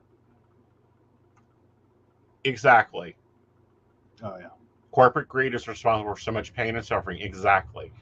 Pharmaceutical companies are responsible for that too. Yeah, no, and yeah, so Shannon's saying mental health can exacerbate it, yes. Yeah. But my chronic pain is very much real. Exactly. The Yeah, bone RA is very much real. The damage to the organs is very much real from Crohn's disease. I'm just sitting here going, like, I go into devil's advocate, I do it every time. I'm just sitting here going, like, is it just a catchy title and they're gonna, like, explain that a lot better and far more nuanced, and this is just how it's gonna be, like, remembered? No. Like some shitty study like years ago that, like, gays were bad parents and all this crap. Like, that's not what the study said, but that's how someone decided to interpret it and talk about it. Like, it's what I'm wondering is if that's just one of those stupid things that's going to be like, that's not really what the data said. Right. And that's the problem, is they're using statistics. We all took it in college. You can make it say anything. True. There's lies, damn lies, and then there's statistics. Exactly. That's a direct quote from my statistics professor in college. Love you, Dr. V. Yep. All right. So it is Rhode Island's Don't Punish Pain rally. I've been trying to get her on the show. We were trying to work out the schedule. She's been a little busy. That is literally, she has testified in front of Congress. She's trying to get sensible pain management. Here's a weird fact. The United States are the only ones that have an opioid epidemic. Weird fact. Yeah. Like, I want to know how that works out. Yeah. Like, I mean, isn't it weird how the U.S. has all these U.S.-only problems that you would think might pop up around the world? Right. It's like, yeah, what are we doing wrong? I don't know. know. If the rest of the world can't fuck this up, what did we do wrong? What are we doing wrong? Like, are we just, like, pendulum swinging between extremes? We're pendulum swinging before extremes. We're not allowing educated people to make educated decisions. It's like my shot. We had to go through almost an act of Congress to get me on a diabetes controlling shot. Well, gee, after I've gotten on that chart, my RA suddenly stopped flaring up. Gee, my pain management went down greatly. Like, there were lots of improvements with just the introduction of the one new med. Right. I mean, and it's not a pain med. It's not a pain med. Like, but it came from the idea of a British study that looked at sugar levels and RA problems. The lack of an amino acid. Well, and it made the very logical jump between, because we know high blood sugar causes inflammation. We know that inflammation exacerbates pain. Mm-hmm. And sensation of pain, experience of pain, reported pain levels. We know all this. Mm-hmm. And it finally took someone going, I wonder if these two things are interlinked. Yeah, but it's a British study. Guess what? American physicians will not look at it because it's not been verified by the American Physician Society, which is ran by pharmaceutical companies. Mm-hmm. Oh, Neil, you're not wrong. What we're doing wrong is running a country for profiteering, not freedom. Yeah. Yeah. Yeah. All right. So, guys, check your news sources. Look at the full situation. Do I think what he did was right? No. Did it bring light to another situation we got going on here? Oh, yeah. Yeah. Yeah. Multiple situations, actually. Yeah. The problems with healthcare, the problems with the fact that we just cannot get over our fanboy obsession with guns. Mm-hmm. The fact that, yet another senseless gun crime by someone who shouldn't have owned the weapon that they bought. Where do you want to start? Well, what gets me is the gentleman that done the Oklahoma gun shooting bought the AR-15 that day at 2 p.m. He shot the hospital up at 4.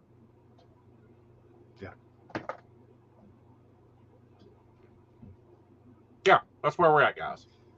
No, we don't acknowledge mental health is an issue. Now, I do want to be clear. Mm-hmm. When we say that, and when anyone says it, please don't ever take that as everyone with a mental health condition is some kind of nut who's going to shoot and kill you. No. What we really do, the bigger problem is our mental health system is a fucking nightmare. Mm-hmm. Between just the sheer fact of the number of doctors who are write a prescription next. Right. And the offices that support those doctors that really don't seem to, that they build their practice policies and seem to have never met a patient. Mm-hmm. I'm sorry, can just for a split second, I'm going to say this because I will always say this. Mm-hmm. Have you not met people with depression, bipolar disorder, schizophrenia? These are your most common medical diagnoses in mental health. Dementia. I'm having a moment trying to remember the fifth one. Have you not met patients? So just even those 4 conditions ever? Here's the unfortunate common thread for all 4 of those. It is a struggle to get out of bed and deal with activities of daily living. Mm-hmm.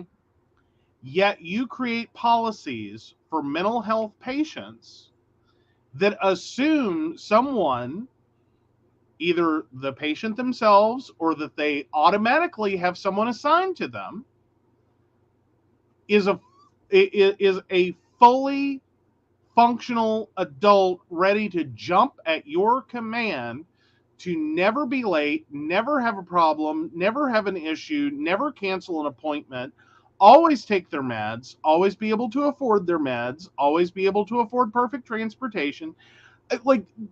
This is how you write your policies. None of them, for an industry or for a medical field that spends so much time talking to patients about, relaxation techniques and journaling and de-stressing and all of these things. You create stress. Take a ride. All right, I'm going to share this because I saw this. I just couldn't find it. Thank you for finding it, Shannon. So this is the experience in America we're currently facing.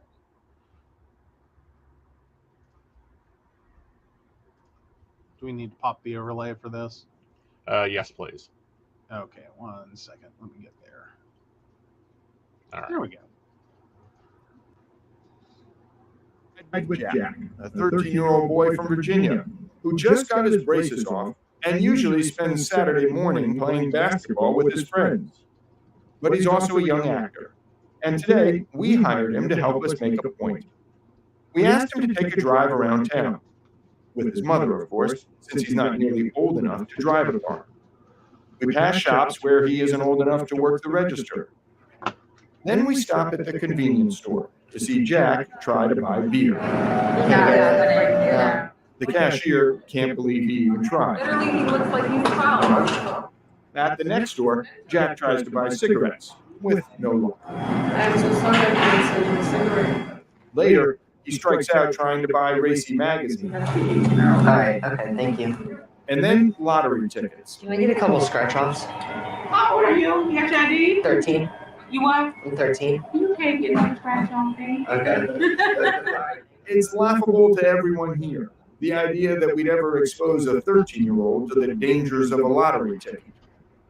But then we arrive here, at the gun show. It should shoot pretty good for you. I'll take it. Within minutes, the 13-year-old easily and legally bought a 22 caliber rifle from a private seller and walked away with it.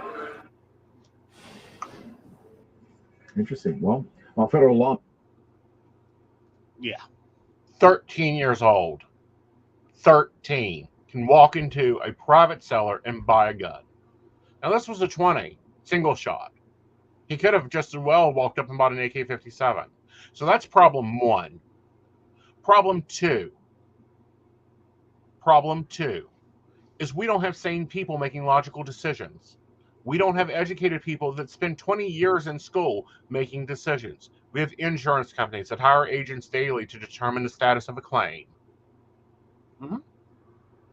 Yeah. Yeah. And, also pointed out here, there are several pharmaceutical companies, and they actually had contests for awards for doctors that prescribe so many prescriptions. Yeah, that's also a big part of the problem. There are massive incentives on top of all of this. I mean, first of all, just looking at the kid buying the gun, that did not look like a small stack of hundreds. Because that looked like a stack of hundreds that he was handing over for a gun.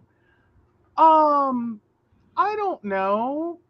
Wouldn't you have some questions? Shouldn't you? Just as a human being. Obviously the kid looks young. They've called him 12 in more than a couple of places in that story. He was 13, but literally everyone's like, what are you, 12? It's clear and obvious he's a kid. Right. There's no one should have a question about, I didn't know how old he was. Don't go to a bar, motherfucker. You're going to jail. Right. If you can't tell he's 12, 13, somewhere in that range.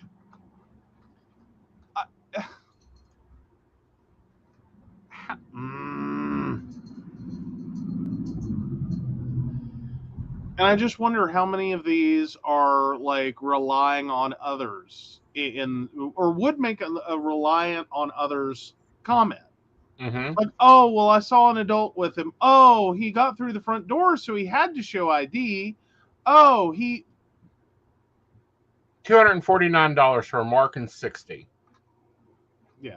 Okay, then I guess that was not a stack of hundreds. All right. Oh no, that's the cheapest one. Okay. That's the cheapest one. We go up to 318, 500. I mean, you can buy rifles. I mean, someone's an avid hunter and the thing. It'd be great to get a price range, but I'm saying between $300 and $500 for what he bought. Yeah. Yeah. Which I would love if they had gotten an interview with the guy who sold the gun. Of course, they're not gonna. Right. the minute they approached that guy, I'm sure he was like, no comment. Right. Talk to my lawyer. Right. First Amendment, Second Amendment, Right. Third Amendment, Fourth Amendment, whatever amendment applies. Right. Which, that amendment is to bear arms, real arms, not weapons of war. I want weapons of war control. Granted, what the kid bought would fall into that category. Right. But why is a kid able to buy it? Why Right. can he just walk into a gun show? Right. Why can he walk into a gun show? Right. I mean, I'm like, was he accompanied? That's my first question. Was he accompanied by an adult? No. Like, was there any indication to someone that, oh, maybe this adult next to them is the responsible adult? Mm-hmm. I would hope that, like, they kept their reporting clean enough that no, Right. that was never a possibility. Yeah, exactly. That was never a possibility in any of these instances. He couldn't buy cigarettes. He couldn't buy beer. He couldn't buy a lottery ticket. He couldn't buy a racing magazine. Not even, but he could go buy a gun at 13. Yeah. Okay. Do I think a 13-year-old should have a gun? Twice a year. Well, I mean, more importantly, should they own it? No. No. Like, it may be it may be a future. Mm-hmm. It's theirs.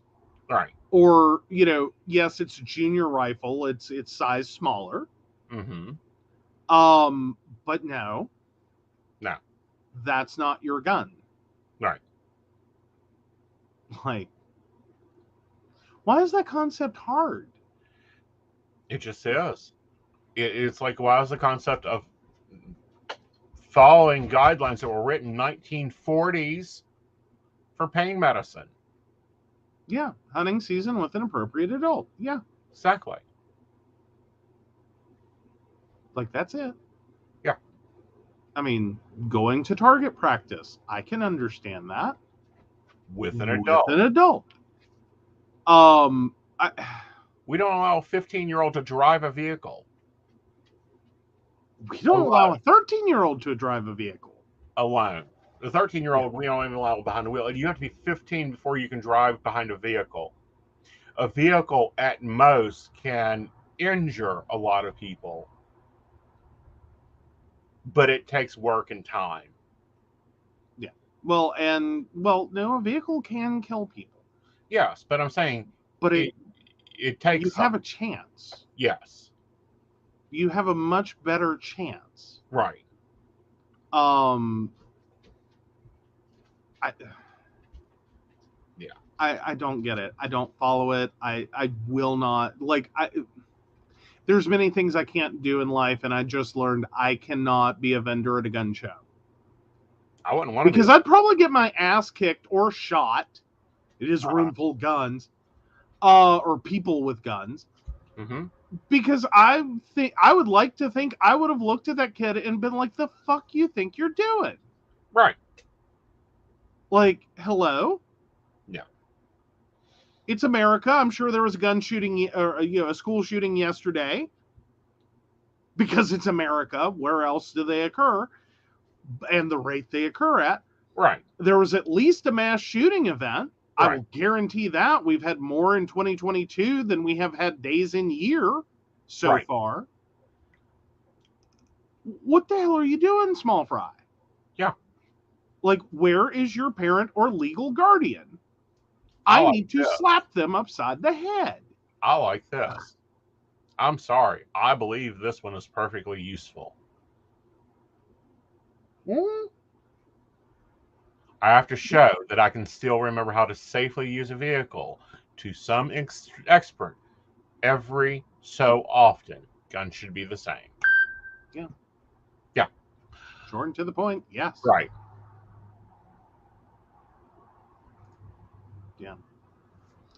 If the military has to keep guns locked up on base, if a soldier has a personal weapon, and they also have to undergo 2 weeks of training every year to be allowed to keep using their issued weapon, then why doesn't a citizen? For the same weapon. for the same weapon. All right, Or guys. effectively. Yeah. No, it's the same weapon. It's literally the same weapon. The AR-15s, all you got to do is have a paper clip to go in and pop a hole out in your trigger block. Well, yeah. Yeah. All right, guys. We're going to wrap up because we're hitting a 2-hour mark. These are subjects that we will be talking about in depth throughout the coming month. As we know, this isn't going away.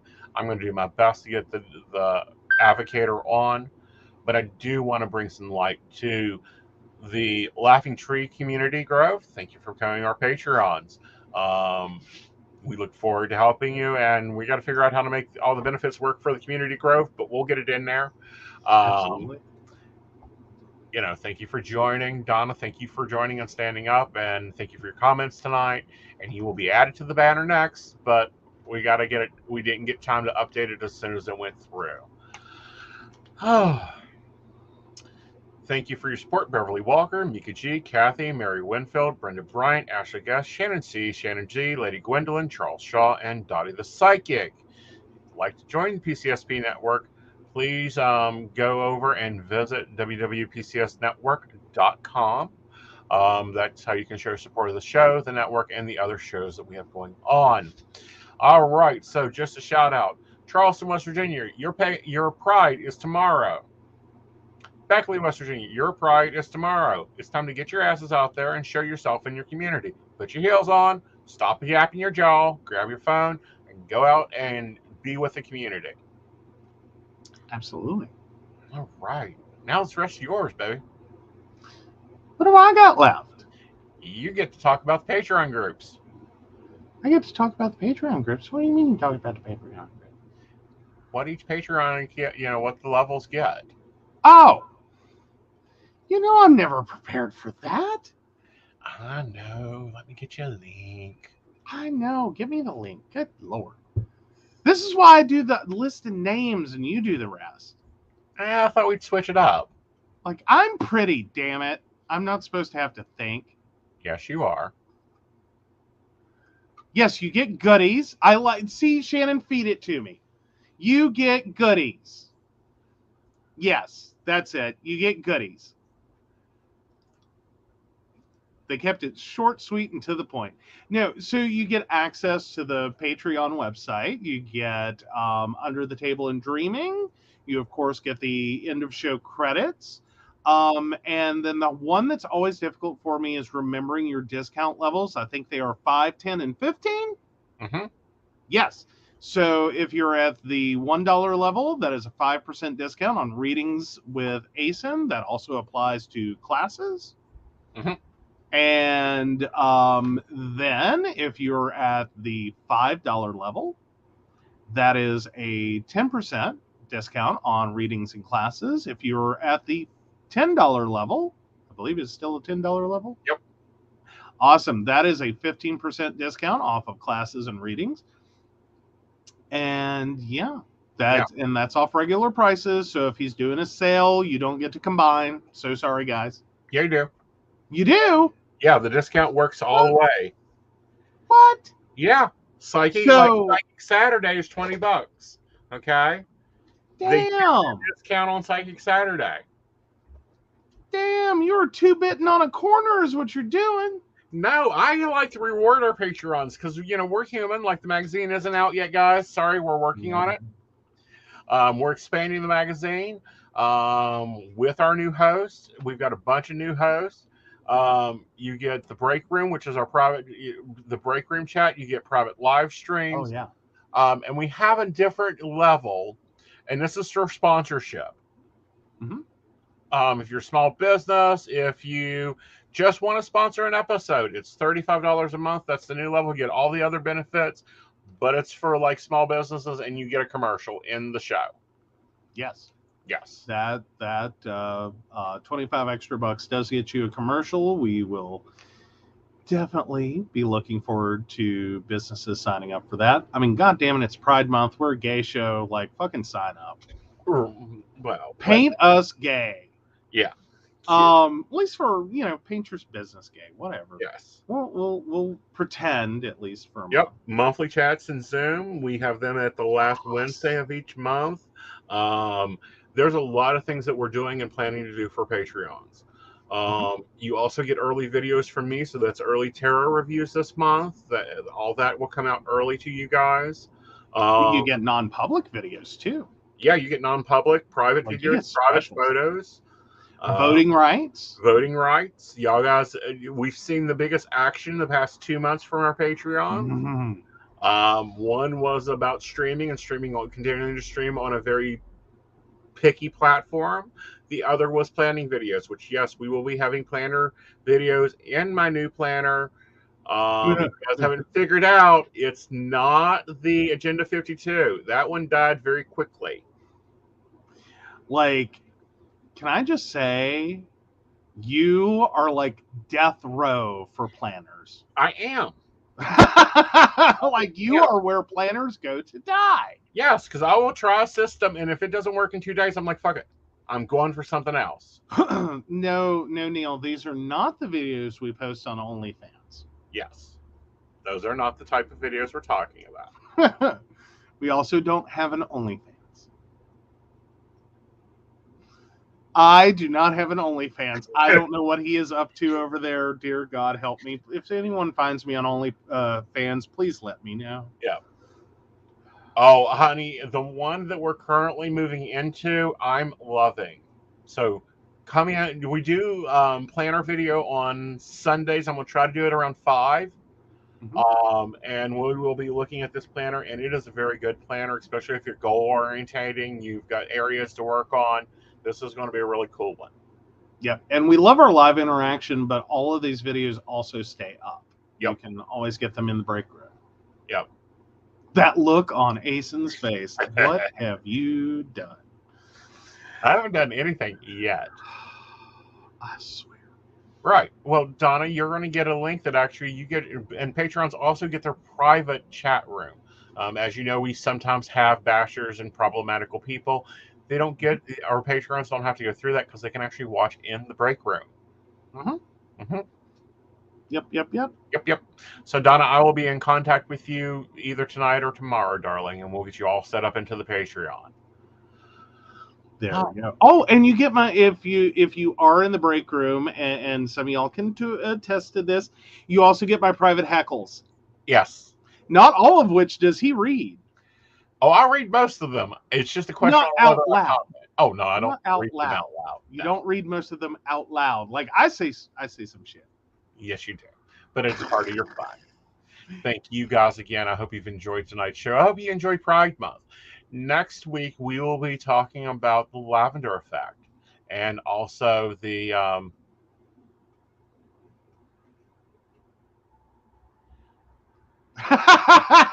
No, you are welcome in the Patreon group.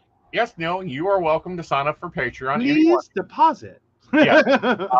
But I want to talk about lavender and Mariachi Society and what they did. Yeah. And how we're seeing the effects of what they did today. So come loaded because there's not going to be articles. It's going to be conversation. Absolutely. All Conversational Friday. Exactly. For those that don't know, we are spotlighting, since it is Pride Month, gay topics in our main thing. Because normally we do hot topics and gay news. We're doing gay history topics. There we go. All right, guys. We will see you next Friday. Of course, I will be back on Sunday with The Psychic That Plans. Tuesday, The Psychic Coffee Shop. Thursday will be Coffee and Tea with Natalie McVickers. So those are all be set up and running. And until then, guys, you have a magical weekend. Happy Pride. Show your pride. Don't care which color you are, even if you're the white one. And when I mean that, there used to be in the old Pride a white one for straight folks. There we go. All right. Night, y'all. Night.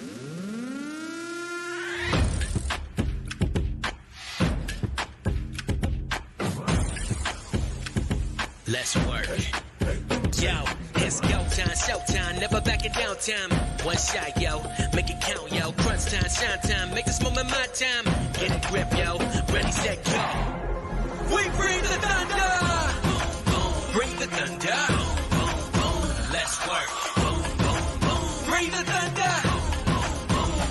go. Bring the thunder. Let's work.